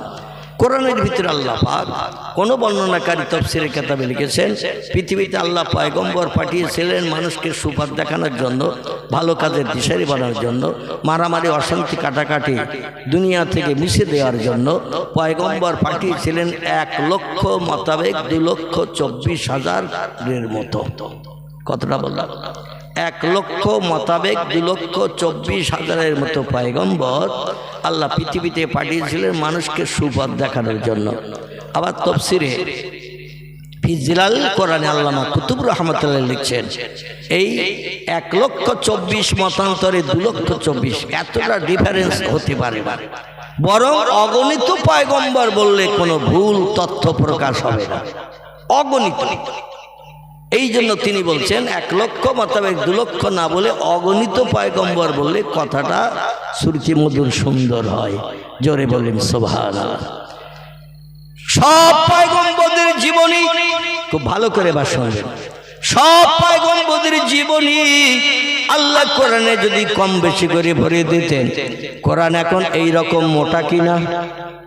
একটু হ্যাঁ হু বলছেন না, ঘুমিয়ে পড়িয়েছেন বোধহয়। তাহলে কর্তৃপক্ষ চা দিতে বলবো যে চা খাবি, অন্তত ঘুমিয়ে দেশটা কাটিয়ে দিক। কোরআন বর্তমানে এতটা মোটা, এতটা লম্বা, আবার ছোট আছে, আবার একটু বড় বড় অক্ষর, এতটা লম্বা আছে। এই কোরআনে পয়গম্বরদের জীবনী আল্লাহ কোট করেছেন ভালো মানুষ হিসাবে টোটাল 25 জনের। কজন বললাম? 25 জন পয়গম্বরের জীবনী আল্লাহ পছন্দ করে ভালোবেসে তাদের জীবন আদর্শ আল্লাহর কাছে প্রিয় হিসাবে পছন্দ করে কোরআনে তাদের জীবনী ঢুকিয়ে দিয়েছেন। কিন্তু এই 25 জন পয়গম্বর ছাড়া পৃথিবীতে আর পয়গম্বর ছিল না। সব পয়গম্বরের জীবনী যদি একটু কম কম করে কোরআনে আল্লাহ ঢুকিয়ে দিতেন 1 লক্ষ মোতাবেক অগণিত, তাহলে কোরআন শরীফ আর এইরকম মোটা থাকতো, এতটা লম্বা থাকতো? খুব ভালো করে বুঝবেন। কোরআন আমার 2 হাতে হয়তো কুলাবে না, কারণ আমি পেটে গুটে মানুষ, খুব বেশি হাত লম্বা করতে পারবো না। যা হাত লম্বা করলাম এতটা মনে করুন লম্বা। আর সব নবীর জীবনী আল্লাহ কোরআনে কম বেশি যদি ভরে দিতে, পুরো হতো আমার 2 হাতের ভিতর থেকেও লম্বা। ঠিক কিনা? কোরআন এত লম্বা, এত পুরো যদি হতো, কোন জায়গা থেকে পাঠতে গেলে 15 জন ডাকাত দরকার হতো কিনা? কারণ হাত স্লিপ করে পড়িয়ে যদি যায় তাহলে তো সাদকা দিতে হবে। আরে ভারী কোরআনে সাদকা দিলে তো 3 বস্তা চাল হয়তো শেষ হয়ে যাবে, নুন শেষ হয়ে যাবে। এই জন্য কোরআন পড়ার জন্য লাগতো 15 জন, আবার কোরআনের তথ্য দেখে তুলতে লাগতো হয়তো 18 জন। কি ঠিক বললাম না ভুল বললাম? উপরে তুলতে হবে তাকিয়ায়, নিচে রাখা যাবে না। মানুষ হাঁটা চলা করে, কোরআন উপর দিয়ে পা চলে যেতে পারে। আল্লাহর কোরআনের মর্যাদা সম্মান দিতে হবে না? হবে না? এখন তুলতে গেলে 18 জন লাগতো, পাঠতে গেলে হয়তো 15 জন লাগতো। আল্লাহ বলে অত পয়গম্বরের জীবনী কোরআনে ভরে কোরআন বড় করব না, কোরআন মোটা করব না। কোরআন আমি সংক্ষেপ করে তোমাদের পড়ার জন্য পৃথিবীতে পাঠিয়েছি, কিয়ামত পর্যন্ত থাকবে। জোরে বলুন একটু সুবহানাল্লাহ। এই জন্য লক্ষাধিক পয়গম্বরের ভিতর থেকে ছাঁটাই করে বাছাই করে আল্লাহ পাক মাত্র 25 জন পয়গম্বরের জীবনী কোরআনে ভরে দিয়েছে। টোটাল কোরআনে পয়গম্বরের নাম এসেছে 27 জনের। কজন বললাম? 27 জন পয়গম্বরের নাম এসেছে কোরআনে, জীবনী কোট করা হয়েছে 25 জনের। বাদ গেল কজন? কথা বলে না, কি বলবেন? 2 জন বাদ গেল, এদের কোনো জীবনী কোরআনে লেখা নাই, শুধু নাম উল্লেখ আছে, তাদের কোনো জীবনী কোরআনে কোট করা নাই। টোটাল 27 জন পয়গম্বরের জীবনী আল্লাহ পাক কোরআনের ভিতরে ভরে দিয়েছেন 25 জনের। 2 জনের কোনো জীবনী ভরা নাই। আমি নাম কটা বলি শুনুন, তারপরে ওলিদের কথা বলবো। তারপরে যদি সময় পাই আমি তাদের জীবনের ইতিহাস আদর্শ থেকে আপনাদের কাছে একটু তথ্য তুলে ধরবো। তারা পৃথিবীতে বিপদে মুসিবতে দুঃখে দুর্দশায় সমস্যায় রোগে শোকে পতিত হয়ে আল্লাহর কাছ থেকে কেমন সাহায্য পেয়েছে, যে সাহায্য আমরা জন্ম থেকে নিয়ে মরণের দিন পর্যন্ত পেতে পারি নি। বোঝা যাচ্ছে তো? আমরা সে সাহায্য পেতে পারিনি, পেয়েছে তারা। এই 2টি দল যাদের জীবনী আল্লাহ কোরআনে কোট করেছেন। একটা দলের নাম নবী আম্বিয়ার দল, আর একটা দলের নাম ওলিয়া উলিয়া দল। মনে রাখবেন, নবীদের নাম কটা বলি? কারবা নাম আদম, কারবা নাম শীষ, কারবা নাম ইদ্রিস, কারবা নাম নূহ, কারবা নাম ইব্রাহিম, কারবা নাম ইসমাইল, কারবা নাম ইসহাক, কারবা নাম ইয়াকুব, কারবা নাম ইউসুফ, কারবা নাম দাউদ, কারবা নাম সুলাইমান, কারবা নাম মুসা, কারবা নাম হারুন, কারবা নাম হুদ, কারবা নাম লুত, কারবা নাম সালেহ, কারবা নাম জাকারিয়া, কারবা নাম এহিয়া, কারবা নাম আইয়ুব, কারবা নাম ইউনুস, কারবা নাম শোয়েব, কারবা নাম ইলিয়াস, কারবা নাম ওজায়ের, কারবা নাম ঈসা, কারবা নাম মুহাম্মাদুর রাসূলুল্লাহ। একটু চিল্লায় বলুন সুবহানাল্লাহ, নারায়ে তাকবীর। কজন হলো নাম গুনেছেন তো? তাহলে তাবারও হাত ছাড়া হবে না। যারা গুনিনি শুধু শুনিয়েছে, হরেনের মাধ্যম দিয়ে আওয়াজ মাঠ ভেঙে পালিয়ে চলে গেছে। হাজার চেষ্টা করলো আওয়াজ আর ফেরত আনা যাবে? যে আওয়াজ বেরিয়ে যাচ্ছে এ আর ফেরত আনা যাবে না। কিন্তু গুনলে মেমোরিতে অনেকদিন জমা থাকবে এই কটা। নবীর নাম বলা ভালো না খারাপ? নবীর নাম শোনা ভালো না খারাপ? তিরমিজি শরীফের হাদিস, পয়গম্বর বলছেন কোন পয়গম্বরের নাম যদি কেউ পড়ে, প্রতিটি নামের অক্ষরের বিনিময়ে 10টা করে সওয়াব তার নাম আমলে লিপিবদ্ধ হবে। আবার যে লোকটি পয়গম্বরের নাম পড়ার কারণে শুনলো, সেও প্রতি অক্ষরের বিনিময়ে তারও নাম আমলে থলিতে আল্লাহ 10টা করে সওয়াব লিপিবদ্ধ করে দেবেন। আর একটু জোরে হবে না? আচ্ছা, এখন আমাদের নাম যদি পড়ি সব কটা করে হবে? কটা? বর্তমান আমাদের নাম মিন্টু, পিন্টু, নন্টু, ঝন্টু, লালটু, বল্টু, বাপি, বাপ্পা, বাবলু, বাচ্চু, ডবলু, বুলু, আকাশ আছে না? আমি অপেক্ষা করছি কবে পাতাল নামটা রাখবে। আকাশ কোন দিকে? উপরে। এখন উপরে যখন আকাশ, তো নিচের নামটা তো রাখতে হবে পাতাল। অনেকের নাম আকাশ পাওয়া যায়, আমাদের ইন্ডিয়ায় খুব বেশি না পাওয়া গেল, বাংলাদেশে অধিকাংশ ছেলের নাম আকাশ রেখে দিয়েছে। আকাশ। আহারে আল্লাহ নবী বলছেন ইসমি আউলাদুকুম কাইসমিল আম্বিয়া। ও আমার উম্মত মণ্ডলীরা, তোমরা শোনো, আল্লাহ যদি তোমাদের কোনো পুত্র সন্তান দান করে, ছেলেদের নামগুলো একটু পয়গম্বরদের নামের সঙ্গে মিলিয়ে মিলিয়ে রাখবে। আল্লাহ যদি তোমাদের কোনো কন্যা সন্তান দান করে, মেয়েদের নামগুলো একটু পয়গম্বরের বিবিদের নামের সঙ্গে মিলিয়ে মিলিয়ে রাখবে। চিল্লাই বলুন একটু সুবহানাল্লাহ। এখান থেকে 1450 বছর আগে মসজিদে নববীর ভিতরে পয়গম্বরের সাহাবীরা প্রতিবাদ করলেন, ইয়া রাসূলুল্লাহ, পয়গম্বরেরা তো ওল্ড মডেলের যুগের লোক। 4000 বছর আগে, 5000 বছর আগে, 10,000 বছর আগে এই পৃথিবীতে তারা এসেছিল, চলে গেছে, তাদের নাম নিশানা নাই। তাদের নামের সঙ্গে এখন ছেলে মেয়েদের নাম রাখলে লাভ কি হবে? মানুষ লাভে লোহা বইতে চায়, বিনা লাভে তুলোর বস্তাও মানুষ মাথায় নিতে চায় না। ওল্ড মডেলের যুগের পয়গম্বরদের নামের সঙ্গে আমাদের ছেলেদের নাম রাখলে কি লাভ হবে? ওল্ড মডেলের পয়গম্বরদের বিবিদের নামের সঙ্গে আমাদের মেয়েদের নাম রাখলে লাভ কি পাওয়া যাবে?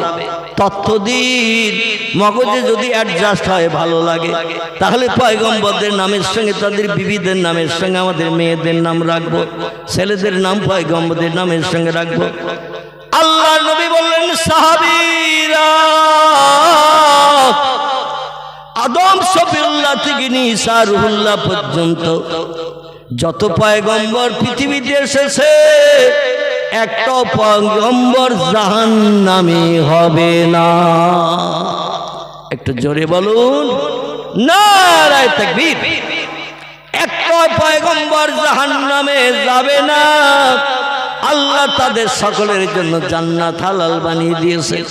কারণ আল্লাহর হুকুমকে তামিল করে জীবন যৌবন শেষ করে দিয়ে বিবি বাচ্চার মায়া ছেড়ে দিনের কাজ করতে যে মারধর খেয়েছে, অত্যাচার উৎপীড়ন নির্যাতন সহ্য করেছে।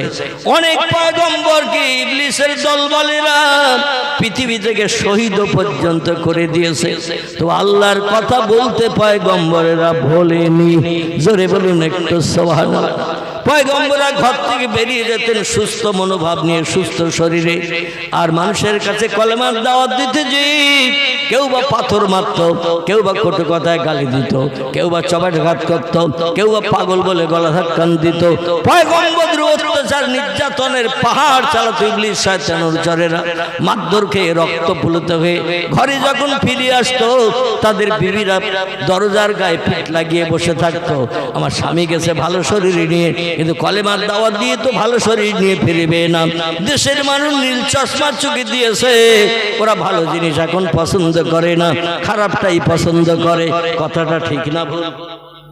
পৃথিবীতে খতামাল্লাহু আলা কুলুবিহিম ওয়া আলা সামিহিম ওয়া আলা আবসারিহিম গিশাওয়াতু ওয়া লাহুম আযাবুন আযীম। জোরে বলুন আল্লাহু আকবার। আল্লাহ বলেন আমার পয়গম্বরের দল তোমাদের কাজ হলো দ্বীনের দাওয়াত দেওয়া, দ্বীনের দাওয়াতের কাজ তোমরা করো, কিন্তু কে কলেমা পড়বে কে পড়বে না, কে ইসলামকে পছন্দ করবে কে করবে না, ও দায়িত্ব হলো আমি আল্লাহ আমার। তোমাদের কাজ কলেমার কথা বলার, কে কলেমা মানবে কে মানবে না, হেদায়েত কে প্রাপ্ত হবে হেদায়েত কে পারবে না, ওটা আমি আল্লাহ আমার কুদরতি হাতে নিহিত। জোরে বলুন একটু সুবহানাল্লাহ। নবীর আপন চাচা নাম হলো তার আবু তালিব, নবীর আপন চাচা নাম হলো তার হযরতে আব্বাস রাদিয়াল্লাহু। এরা ইসলামের শুরুতে মক্কা নগরীতে নবীর সঙ্গে চরম দুশমনী করেছে। পাড়া প্রতিবেশী স্বাস্থ্য চাচা আবু জেহেল বিশ্ব নবীকে প্রতিদিন দুবার চারবার ঘর থেকে বেরিয়ে দেখতে পেত, কিন্তু এদের তকদীর মন্দ। খতামাল্লাহু আলা কুলুবিহিম, আল্লাহ অন্তরে মোহর মেরে দিয়েছে, চোখে ভালো জিনিস দেখে না, ভালো জিনিস কানে শোনে না, আল্লাহ কানে মোহর মেরে দিয়েছে। বিশ্ব নবী মুহাম্মদ রাসূলুল্লাহর মুখে এক টানা 13 বছর কলেমার দাওয়াত মক্কা নগরীতে শোনার পরও আবু লাহাব কি কলেমা পড়েছিল? একটু কথা বলে। আবু তালেব কি কলেমা পড়েছিল? ওহদের যুদ্ধের পরে পয়গম্বর মক্কাবাসী অত্যাচার সহ্য করতে না পারার কারণে আল্লাহ রাতের বেলা হুকুম করলেন হিজরত করে চলে যাওয়ার জন্য। মক্কা থেকে উত্তর দিকে 650 কিলোমিটার রাস্তা পয়গম্বর আবু বকরকে সাথে করে নিয়ে 18 দিন পায়ে হেঁটে হেঁটে পাহাড় পর্বত পরিত্যাগ করে এমন করে পাস করে করে নবীজি মদিনায় চলে গিয়েছিলেন 18 দিন পায়ে হেঁটে। কদিন বললাম? আমাদের যদি বলা হয় কলকাতা শহীদ মিনারে মুসলমানদের সমাবেশ হবে, মুসলমানদের আগামী পথ পরিদর্শনের জন্য, সেখানে আলেম ওলামারা বক্তব্য রাখবে, তবে যেতে হবে সব পায়ে হেঁটে মিছিল করে। কোথায়? ধর্মতলার ব্রিগেড প্যারেড গ্রাউন্ড কিংবা শহীদ মিনার ময়দান, যেখান থেকে এক্সপ্রেস বাসগুলো দুরন্তগামী বাসগুলো ছাড়ে। শহীদ মিনার দেখেছেন তো? ধর্মতলা এসপ্ল্যানেড ইস্ট, এখানে একটা মিনার আছে না, শহীদ মিনার। আচ্ছা, এর ধাপ কটা বলেন তো? শহীদ মিনারের ধাপ না জানলে তো আমি বলে দেবো, বলছি জানেন? আমি যখন কলকাতা আলিয়ায় পড়াশোনা করতাম, মাঝে মাঝে বিকালবেলা একটু ধর্মতলার দিকে বেড়াতে যেতাম। তখন বসে থাকতো 1983 সালের কথা বলছি। কত সাল? 1983-84 সাল। এই সময় মাঝে মধ্যে যখন যেতাম একটু বেড়াতে ধর্মতলার দিকে, নিউ মার্কেটের ভিতর দিয়ে, যেখানে মেজলা হুজুর পীর কেবলা রহমতুল্লাহ যে মসজিদে থাকতেন, চাঁদনি চকের মসজিদ, এই মসজিদের পাশ দিয়ে নিউ মার্কেটের ভিতর দিয়ে ধর্মতলায় ওঠা যায়, কলকাতা আলিয়া মাদ্রাসার সোজা সড়ক রাস্তা ভিতর দিয়ে। তো একটা বুড়ো মানুষ বসে থাকতো ওই নিচের গেটের মুখে। তো যখন লোকজন খালি টালি থাকতো, গেলে 10 টাকা করে টাকা দিলে ওই উপরে উঠতে দিত। এখন দেয় কিনা জানি না। 1983-84 সালের কথা বলছি। আমি চারবার, শুধু আমি একা নয়, আমার সঙ্গে আর যারা ক্লাস ফ্রেন্ড ছিল, আমরা 10 টাকা করে টাকা দিয়ে বুড়োরে চা খাওয়ার পয়সা দিয়ে ও বসে থাকতো গেটের মুখে, উঠতে দিত। এই মনুমেন্টের টোটাল ধাপ রয়েছে 214টা। কটা বলা? আমাদের ঘরে সিঁড়ির মতো এইরকম কাটান, এইরকম কাটান নয়, ওর মাঝখানে একটা ঠিক এই মোটা পিলিয়ার আছে। ওই মনুমেন্টের ভিতরে এই মোটা একটা পিলিয়ার আছে, আর পিলিয়ারের গা দিয়ে এইভাবে ঘুরিয়ে ঘুরিয়ে 214 ধাপ মাথা পর্যন্ত তুলে দিয়েছে। উপরে উঠে বাইরে বেরিয়ে দেখা যায় মানুষগুলো সব পুতুলের মতো দেখাচ্ছে। আর বড় বড় বাস যেগুলো যাত্রী ভরতেছে, এগুলো সব বাচ্চারা যে দড়ি বেঁধে খেলনা বাস গাড়ি টানে না, ছোট ছোট প্লাস্টিকের গাড়ি, ওই রকম ছোট ছোট দেখাচ্ছে। মানে 214টা ধাপ। আমার ভাইরা, পয়গম্বর মুহাম্মদ রাসূলুল্লাহ সাল্লাল্লাহু আলাইহি সাল্লামের কথা বলছিলাম। এখন যদি বলা হয় শহীদ মিনারে চলো, পায়ে হেঁটে যেতে হবে, 3 দিন আগের থেকে আমাদের জ্বর আসবে না এত রাস্তা হেঁটে যাব। ঘুম কদিন কামাই হবে তার ঠিক ঠিকানা নাই। দলবাজি পার্টিবাজি করতে গেলে, রাজনীতির কাজ করতে গেলে, কিছু জব গম ভুট্টা মাইলো পাওয়ার চিন্তা ভাবনা নিয়ে অন্তত তাদের কথায় কান দিতে হবে। তো ঘুম কদিন কামাই হবে আল্লাহ জানে। আল্লাহ নবী 18 দিন 650 কিলোমিটার রাস্তা। এখান থেকে কলকাতা 100 কিলোমিটারও হবে না, হবে হবে না। 650 কিলোমিটার রাস্তা 18 দিন পায়ে হেঁটে ওই মদিনার দেশে পৌঁছে গিয়েছিলেন।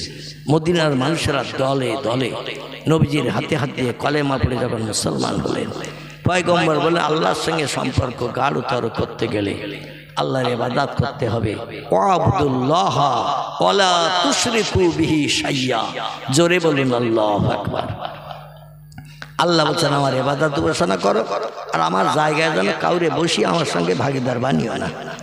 আমার ছেলে আছে, মেয়ে আছে, বউ আছে, বিবি আছে, বাচ্চা আছে, মা আছে, বাপ আছে, এরকম ধারণা যেন করিও না। কুল হুয়াল্লাহু আহাদ। এ হাবিব আপনার উম্মতদের জানিয়ে দিন, বেঈমানদের জানিয়ে দিন, আমার আল্লাহ হলেন একক, আল্লাহুস সামাদ। তিনি মুখাপেক্ষীহীন, জীবনে কারো কাছে সাহায্যের জন্য হাত পাতেন না। তিনি হলেন সর্বসময় অল ইন অল। লাম ইয়ালিদ, তার কোনো সন্তানাদি নাই। অলাম ইউলাদ, কারো পেটের থেকেও তিনি আমাদের মতো জন্মগ্রহণ করেন নাই।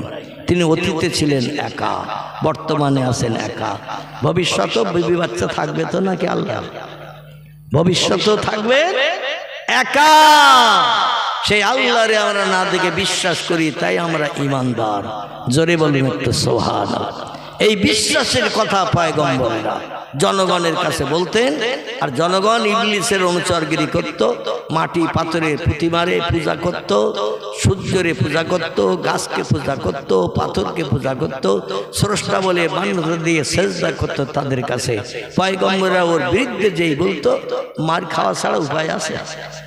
মার খেতেন। রক্ত প্লুত হয়ে যখন ঘরে ফিরতেন, স্ত্রীরা রাতের বেলা ঘুমাতেন না। জোরে বলেন সুবহানাল্লাহ। দরজায় এসে যেই টোকা মারতেন, সঙ্গে সঙ্গে দরজা খুলে দিয়ে বলতেন, মা হালুকা মা খরকি ইয়া জাওজি, প্রাণের স্বামী কেমন আছেন, সুস্থ আছেন, ভালো আছেন? সঙ্গে সঙ্গে চেহারাটা দেখিয়ে দিতেন।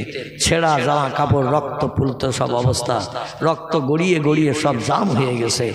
স্ত্রীরা কেঁদে কেঁদে চোখের পানিতে মুখ ভাসাতেন আর বলতেন, ওরা তো মানবে না কলেমার কথা, পড়বে না কলেমার কথা, আপনার নেতৃত্বরা মানবে না, কেন জান? পয়গম্বরেরা বলতেন, বিবি রে, আল্লাহ আমাকে ওহী নাযিল করে পয়গম্বর বানিয়েছেন। নবী তাদের বলা হয়, জিবরিলের সঙ্গে যাদের সাক্ষাৎ হয়, দেখা হয়, এদের বলা হয় নবী। আর রসুল তাদের বলা হয়, জিবরিলের সঙ্গে যাদের দেখা হয়, আবার আল্লাহর আসমানি কিতাব যারা পায়, এদের বলা হয় রসুল। নবী আর রসুলের ডিফারেন্ট পার্থক্য হলো এটা। নবী বলা হয় তাদের, আল্লাহর ফেরেশতা জিবরিলের সঙ্গে যাদের দেখা সাক্ষাৎ হয়, এদের বলা হয় নবী। আর রসুল তাদের বলা হয় যারা আল্লাহর ফেরেশতা জিবরিলের সঙ্গে দেখা হয়, এছাড়া আল্লাহর আসমানি কিতাব যারা পায়। পৃথিবীর আল্লাহ পাক 104খানা আসমানি কিতাব মানুষকে হেদায়েত দেওয়ার জন্য পাঠিয়ে দিয়েছিলেন। 104খানি কিতাবের ভিতরে 4টি কিতাব হলো মোটা, 100খানা কিতাব ছিল ছোটি কিতাব।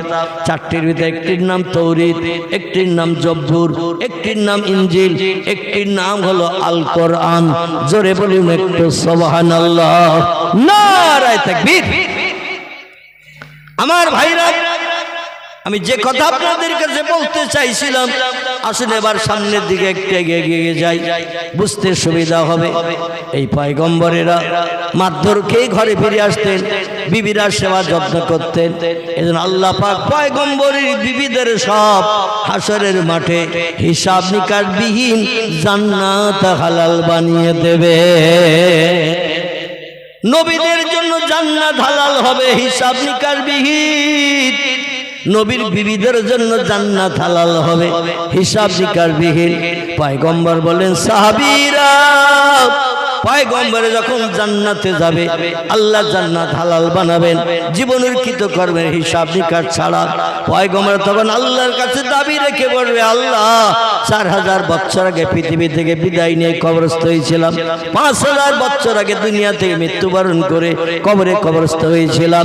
আর অমুক রাঘবপুর গ্রামের একজন ছেলে আমার নামের সঙ্গে নাম রেখেছিল ইসমাইল, আমার নামের সঙ্গে নাম রেখেছিল ইব্রাহিম, আমার নামের সঙ্গে নাম রেখেছিল ইয়াকুব, আমার নামের সঙ্গে নাম রেখেছিল ইউসুফ, আমার নামের সঙ্গে নাম রেখেছিল মুসা, আমার নামের সঙ্গে নাম রেখেছিল সুলাইমান। ওই লোকটা আমার নামের সঙ্গে নাম ডাকার কারণে এলাকার মানুষেরা ওরে আমার নাম ধরে ধরে ডাকতো। আমি 4000 বছর আগে পৃথিবী থেকে বিদায় হয়ে গিয়েছিলাম। আমার নামের সঙ্গে নাম যদি কেউ না রাখতো, দুনিয়া আমার নাম চালু থাকতো না, আমার নাম কেউ জানতো না। একটা লোক আমার নামের সঙ্গে নাম রাখার কারণে পাড়া প্রতিবেশী আমার নাম ধরে ধরে ডেকেছে, কিয়ামত পর্যন্ত আমার নাম পৃথিবীতে চালু রেখেছে ওই লোকটি। ও আল্লাহ, এই জন্য আমার নামের বন্ধু জাহান্নামের আগুনে দগ্ধ হবে, আর আমি জান্নাতে যে সুখ ভোগ করবো। আমি আল্লাহ ওটা পছন্দ করি না, পছন্দ করি না। আমার সঙ্গে আমার নামের বন্ধুকেও জান্নাতে যেতে দিতে হবে। আল্লাহ 99টি নামের ভিতরে 2টি নাম হলো গুণবাচক নাম। কটি বললাম? আল্লাহ রহমান, রহিম, গফফার, করিম, সাত্তার, জব্বার, কাহার, আওয়াল, আখির, জাহির, বাতিন, লতিফ থেকে শুরু করে 99টি নাম এসেছে কোরআনের ভিতরে আমাদের মালিক আল্লাহ। এই 99টি নামের ভিতরে 2টি নাম হলো সবথেকে সম্মানীয় গুণবাচক নাম। তফসিরে ফিজালাল কোরআনের ভিতরে আল্লামা কুতুব রহমাতুল্লাহ তত্ত্ব লিপিবদ্ধ করেছেন। তফসিরে ইবনে কাসিরের ভিতরে এই তত্ত্ব লিপিবদ্ধ হয়েছে। তফসিরে মারফুল কোরআন বাংলা ভাষায় রচিত হয়েছে। এই পাকিস্তানের লেখক এই তফসির পড়লেও আপনি পেয়ে যাবেন। আল্লাহ পাকের 99টি নামের ভিতরে 2টি নাম হলো সবথেকে দামি গুণবাচক মর্যাদাপূর্ণ নাম। একটি নাম হলো রহমান, একটি নাম হলো রহিম। জোরে বলুন একটু, আর একটু জোরে বলুন। এই নাম দুটো খুঁজলে কোথায় পাওয়া যাবে? রহমান আর রহিম এই নাম দুটো এক জায়গায় আছে। টপ করে বলতে পারবেন কেউ? আলহামদুলিল্লাহ, আলহামদুলিল্লাহ। এই নাম দুটো উম্মুল কোরআন যাকে বলা হয়, সূরাতুল ফাতিহা। লা সালাতা লে ফাতিহাতিল কিতাব। সূরা ফাতিহা না পড়লে নামাজ কারো হবে না। জোরে বলুন সুবহানাল্লাহ। যে কোনো রাকাত নামাজ পড়তে গেলে সূরা ফাতিহা মাস্ট পড়তে হবে। এই সূরা ফাতিহা 2 নম্বর সেন্টেন্স। ক নম্বর বললাম? 2 নম্বর সেন্টেন্সে আল্লাহ 2টো নাম একসঙ্গে লিখে দিয়ে একটা বাক্য গঠন করেছেন। একটু পড়ি শোনেন, আছে কিনা দেখেন। বিসমিল্লাহির রহমানির রহিম।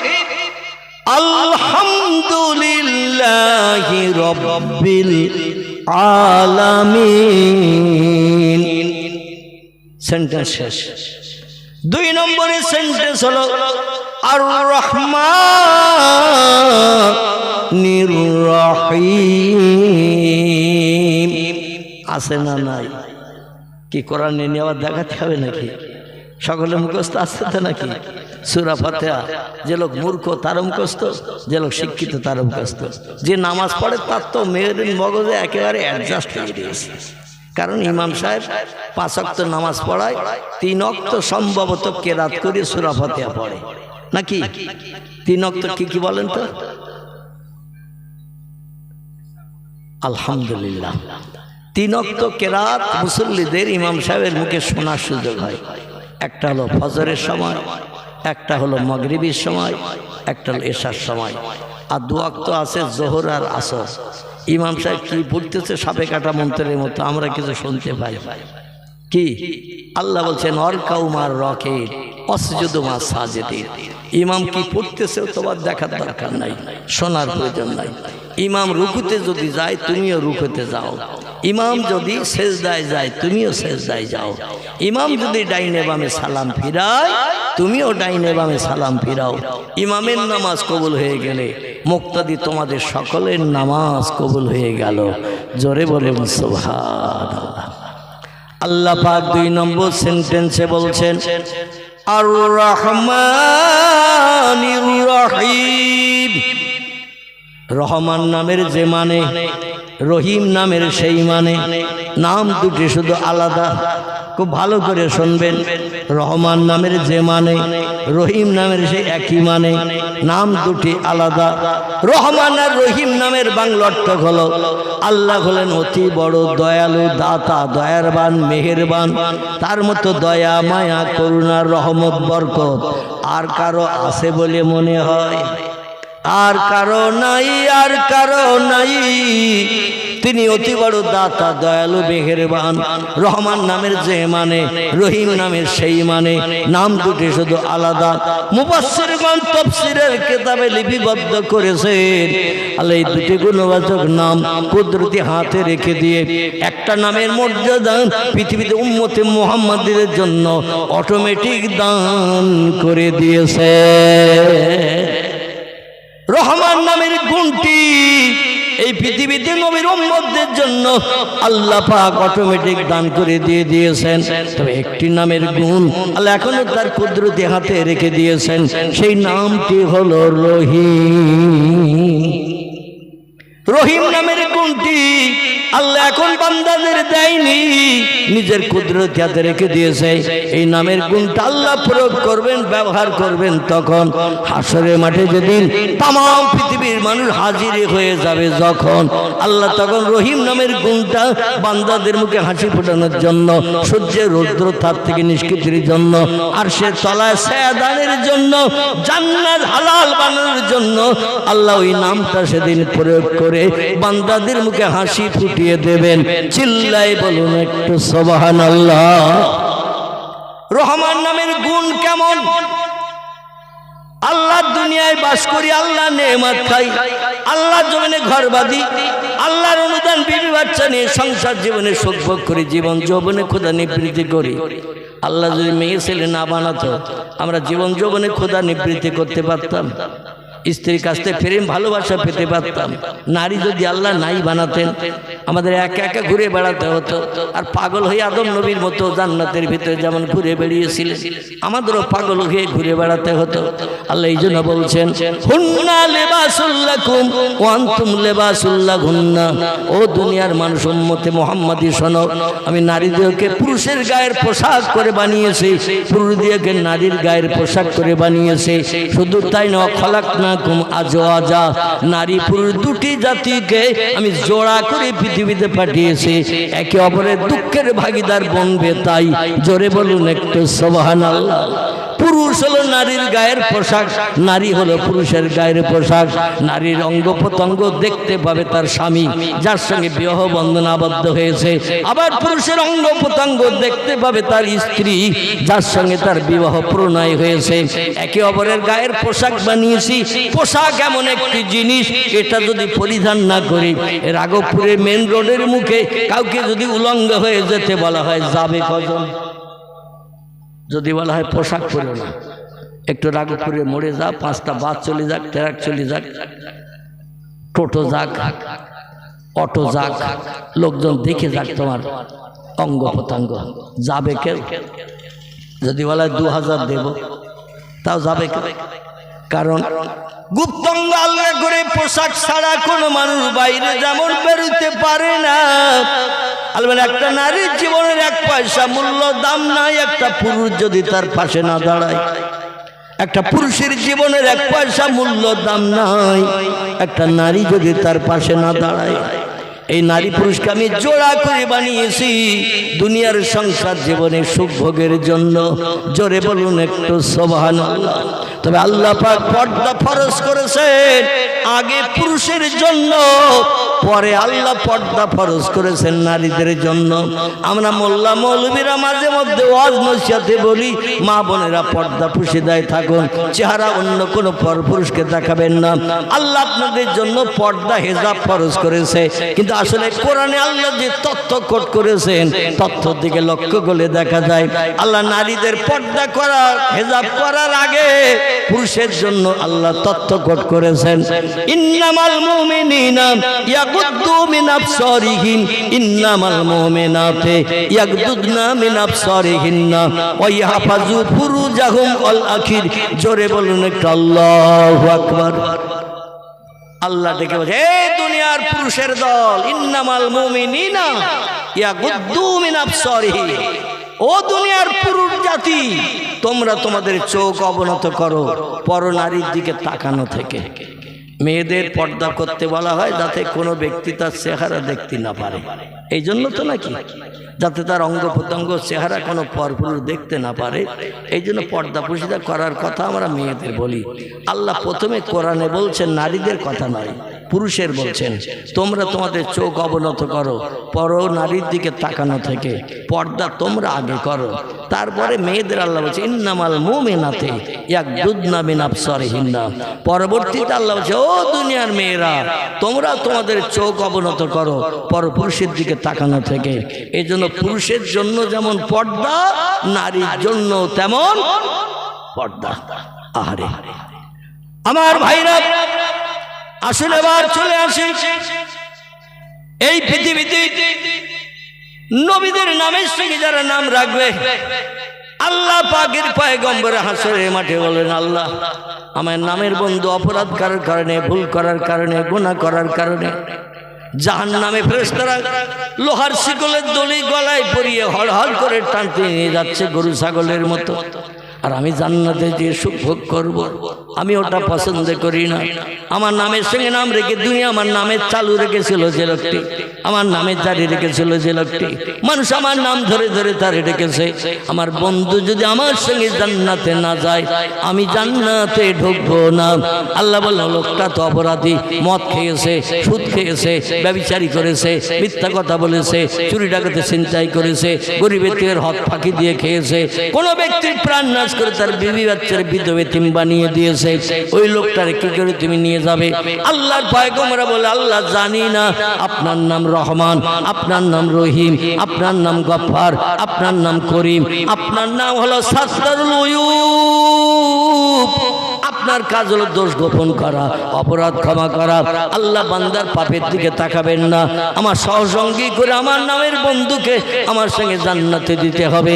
আল্লাহ সেদিন রহিম নামের প্রয়োগ করে ইজ্জতটা দান করে জান্নাতি নবীদের সঙ্গে ওই নামের অপরিচিত বন্ধু অপরাধী ব্যক্তিকে আল্লাহ জান্নাত হালাল বানিয়ে দেবে।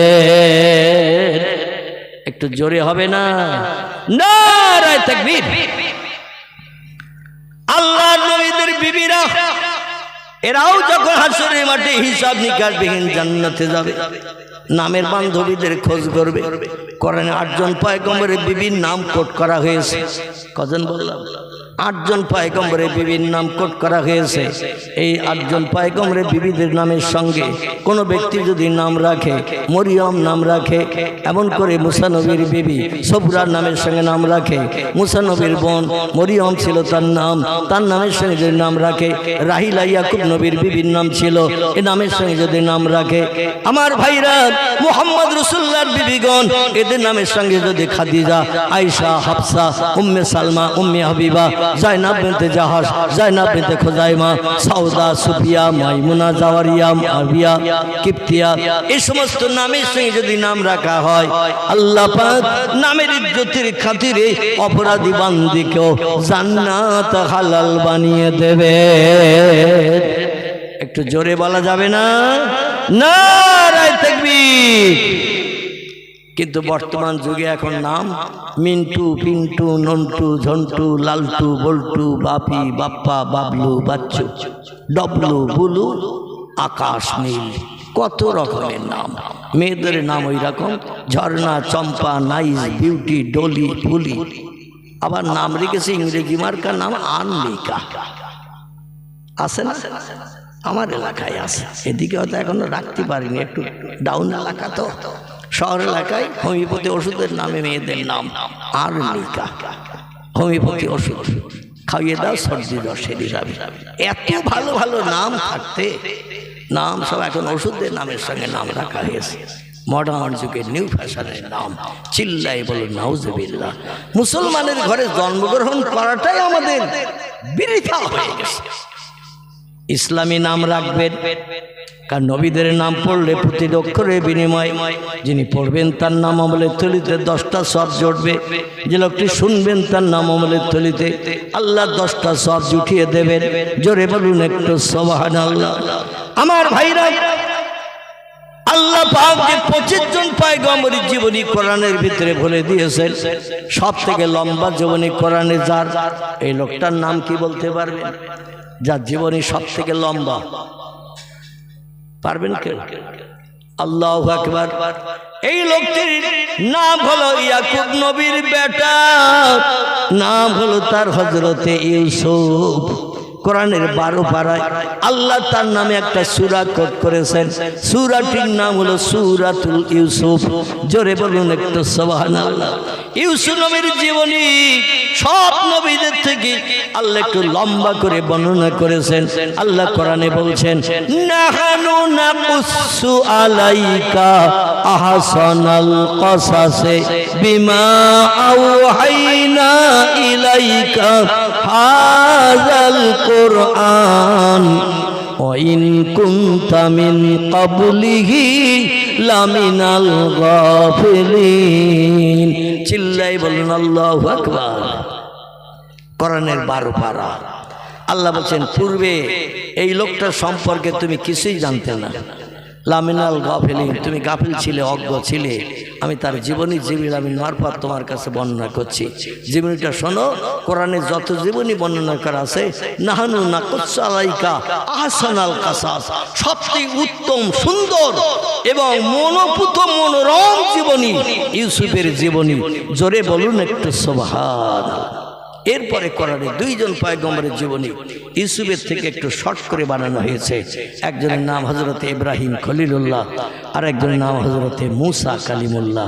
জোরে বলুন একটু সুবহানাল্লাহ। আমার ভাইরা, এই পয়গম্বরদের জীবনী একটু ফলো করতে হবে। আল্লাহ বলছেন, এই পয়গম্বরদের জীবনী ফলো করো, সে মতো আমল করো। পয়গম্বরকে মিথ্যা কথা বলেছে? যত পয়গম্বর এসেছে তারা মিথ্যা কথা বলেছে? কেউ কারো গালে অন্যায়ভাবে চড় মেরেছে? একজন পয়গম্বর ন্যায় বিচার করতে যে একটা দেশের লোকের নাকের ডগা একটা ঘুষি মেরেছে, একজন পয়গম্বর। এই পয়গম্বরের নাম হলো মুসা ইবনে ইমরান। তার বাপের নাম ছিল ইমরান, ছেলেটার নাম ছিল মুসা। মুসার দলের লোকদের বলা হতো বনি ইসরাইল, আর ফেরাউনের দলের লোকদের নাম বলা হতো কিব্বতী। কি বলা হতো? আমি তফসিরের কথা বলছি, নানি দাদির গল্প করছি না আপনাদের কাছে। বুঝতে পারছি আপনাদের থলি ফেরায় ভর্তি হব ভাব, কিন্তু আরো একজন বক্তা এখন আছে আমার পিছনে, তার তো কিছু তত্ত্ব শুনতে হবে নাকি? তার কিছু তত্ত্ব শুনতে রাখে। একটা সুন্নত কোনো ব্যক্তি যদি জিন্দা রাখে, নবীর সুন্নত আমল করে চলে, রসুল বলছেন আল্লাহ পাক হাসরের মাঠে ওই লোকটাকে 100 শহীদের মর্যাদা দিয়ে হিসাব নিকাশ বিহীন দয়ার জান্নাত হালাল বানিয়ে দেবেন। জোরে বলি একটু সুবহানাল্লাহ, আর একটু জোরে বলুন সুবহানাল্লাহ। শহীদের মর্যাদা কটা পাওয়া যাবে? মিয়াতা শহীদের। নবী বলছেন 100 শহীদের মর্যাদা। পয়গম্বরের সুন্নত। এই যুগটা আখিরি জমানা কিনা?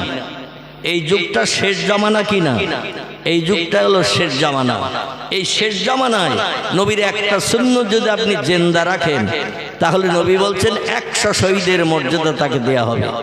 আপনাদের কাছে একটা ছোট্ট প্রশ্ন করি, কোন ব্যক্তি যদি একটা শহীদের মর্যাদা নিয়ে হাসরে হাজির হয়, 100 নয়, একটা শহীদের মর্যাদা নিয়ে কোনো ব্যক্তি যদি হাসরে হাজির হয়, তারও কি হাসরের মাঠে দাঁড়িয়ে থাকতে হবে হিসাবের জন্য? পয়গম্বর মুহাম্মদ রাসূলুল্লাহ বলছেন, আল্লাহর বান্দাদের ভিতরে সব থেকে মর্যাদা পাবে হাসরে তারা যারা শহীদের মর্যাদা নিয়ে হাজির হয়েছে। যারা, জোরে বলুন সুবহানাল্লাহ। কবর থেকে হাসরে হাজির হওয়ার পর আল্লাহ বিচার শুরু করার আগে মিজানের দাড়ি পাল্লায় নেকি বদি ওজন করে বিচার করার আগে প্রথম জান্নাত হালাল বানাবেন। যারা জান্নাতে ঢোকার পারমিশন পাবে তারা নবীরা নয়, আম্বিয়া নয়, ওলিয়া উলিয়া নয়, নামাজি পরেজগার নয়, মুসল্লি নয়, ইমানদার নয়। প্রথম জান্নাতে ঢুকে উদ্বোধন করবেন জান্নাত যারা, তারা হলো শহীদানেরা। জোরে বলুন একটু সুবহানাল্লাহ। বিশ্ব নবীর সুন্নত কি? নবীজির বাহ্যিক সুন্নত হলো মাথার টুপি, মুখে দাড়ি, হাঁটুর নিচে লম্বা জামা। এটা হলো নবীজির বাহ্যিক সুন্নত। একটা মুসলমান রাস্তাঘাটে দেখে নাম জিজ্ঞাসা করতে হবে না, ভাই তোমার নাম কি? মাথায় যদি তার টুপি পরা থাকে, মুখে যদি তার দাড়ি থাকে, হাঁটুর নিচে লম্বা জামা যদি গায়ে থাকে, তাহলে তার জিজ্ঞাসা করার দরকার তুমি কোন ধর্মাবলম্বী। দেখলেই চেনা যাবে না, যাবে না। এই রকম একটা সুন্নত, টুপি মাথায় দিয়ে মাঠে গেলেন, টুপি মাথায় দিয়ে হাঁটে গেলেন, টুপি মাথায় দিয়ে শ্বশুর বাড়ি গেলেন, টুপি মাথায় দিয়ে জামার বাড়ি গেলেন, যেখানে যাবেন নবী সুন্নত টুপিটা খোলেন না। এই টুপিটা যদি বিশ্বনবী সুন্নতের আমল করে আপনি আঁকড়ে ধরে কবরে যেতে পারেন, আপনার জন্য হাসরের মাঠে 50,000 বছরের লম্বা দিনের হিসাব নিকাশের জন্য সূর্যের রৌদ্রে দাঁড়িয়ে থাকতে হবে না। আল্লাহ বিচার শুরু করার আগে আপনাকে জান্নাত হালাল বানিয়ে দেবেন। একটু চিল্লায়ে বলুন সুবহানাল্লাহ।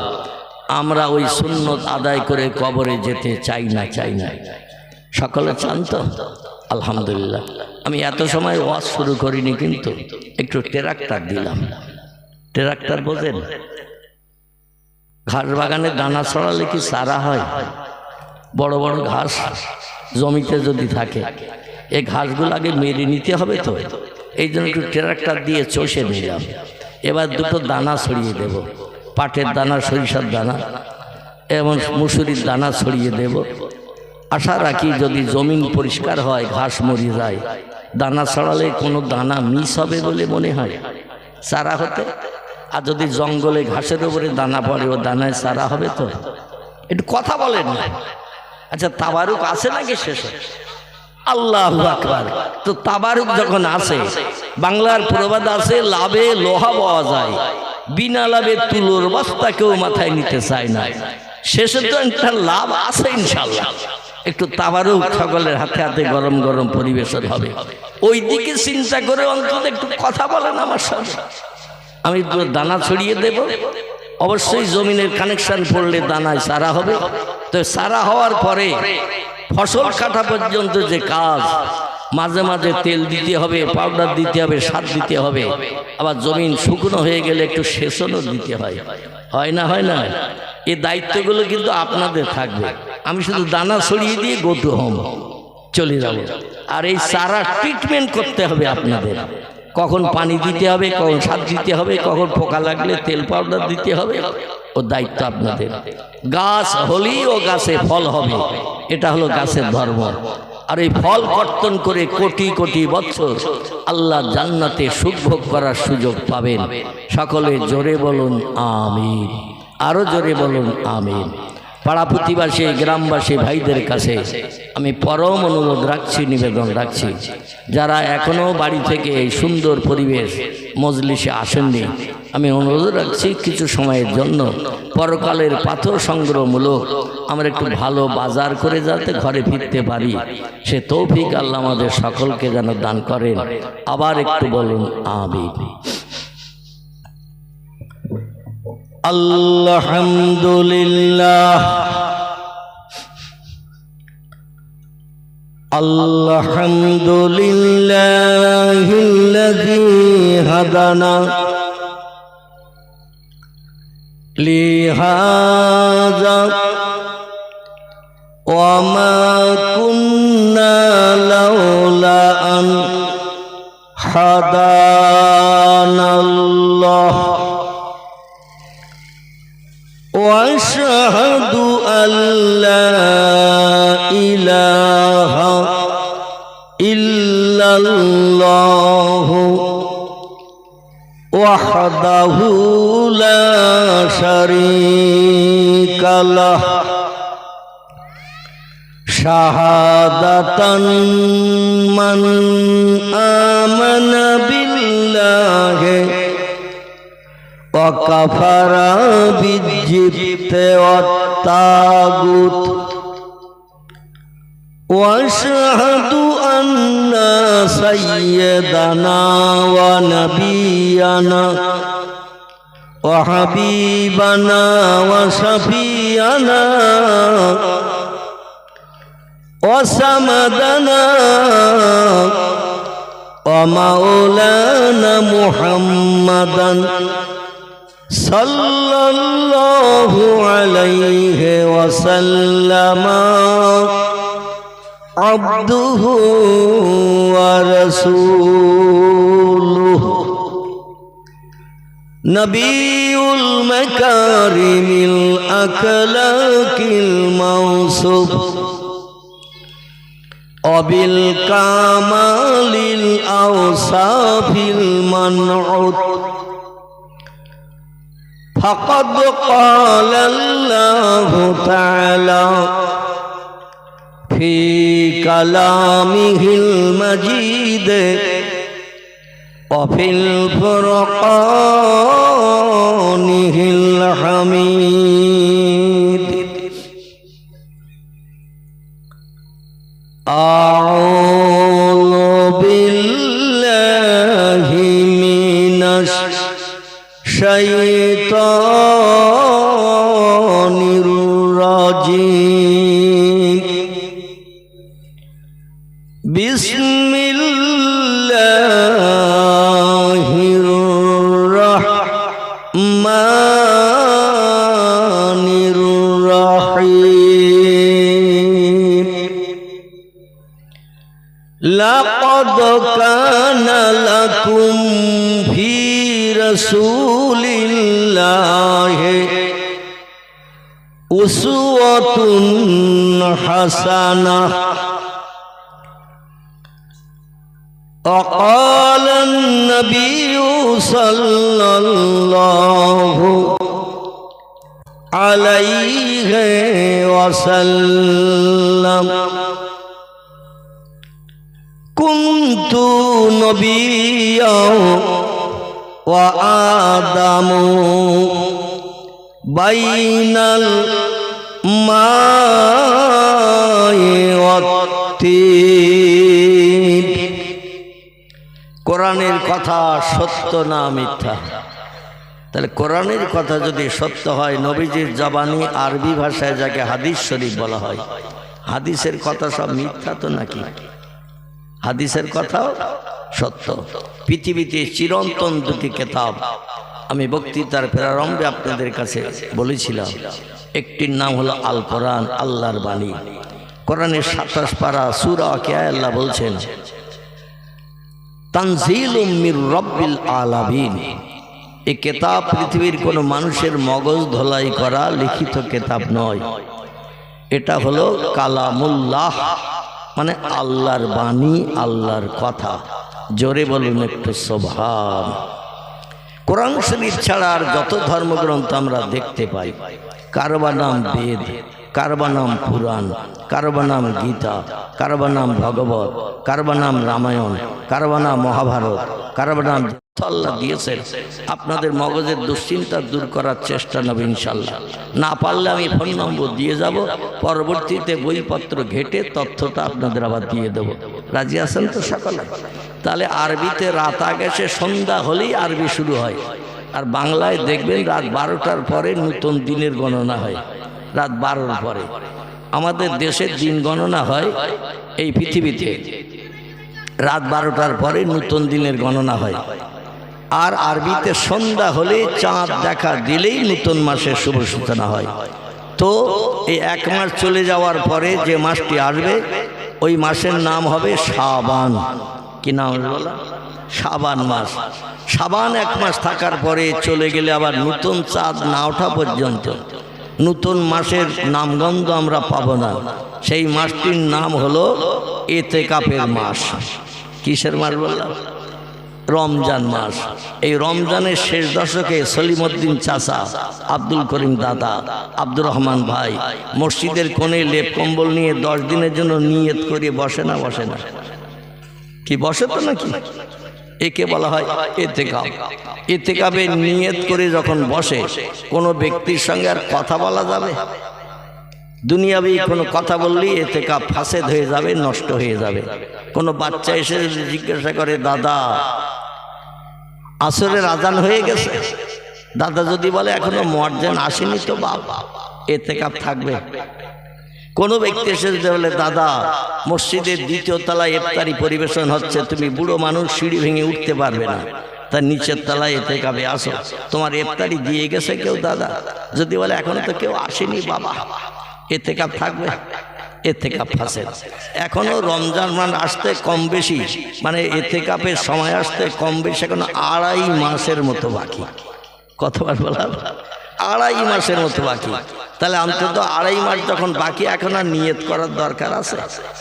একটা নিয়ত করবেন, নিয়ত ভেঙে দেন। আমার সঙ্গে একটা কথার উত্তর দেবেন। আল্লাহর পাক কালাম কোরআন মজিদের নাম এসেছে 36টির মতো। কটি বললাম? কোরআন শরীফের নাম এসেছে 36টির মতো। তফসিরে রুহুল বায়ান, তফসিরে মাওজিহুল কোরআন, তফসিরে বায়ানুল কোরআন, তফসিরে বাইজাবি, তফসিরে কাশাফ, তফসিরে জালালুল কোরআন, তফসিরে ইবনে কাসির, তফসিরে মারিফুল কোরআন, এগুলো সব কোরআনের তফসিরের কিতাবের নাম। বিখ্যাত বিখ্যাত কোরআনের মুফাসসিরেরা এই তফসিরের কিতাবগুলো লিপিবদ্ধ করেছেন। তারা লিখেছেন আল্লাহ পাক তার আসমানি পাঠানো সেরা উত্তম কিতাব, যার নাম হলো কোরআন। কোরআন শুধু একটা নাম নয়, কোরআনের নাম কোরআনের ভিতরেই এসেছে 36টির মতো। কটি? কথা বলেন না, তাহলে আমি কি ওয়াজ করব? 36টির মতো নাম এসেছে। গোটা কয়েক নাম বলি।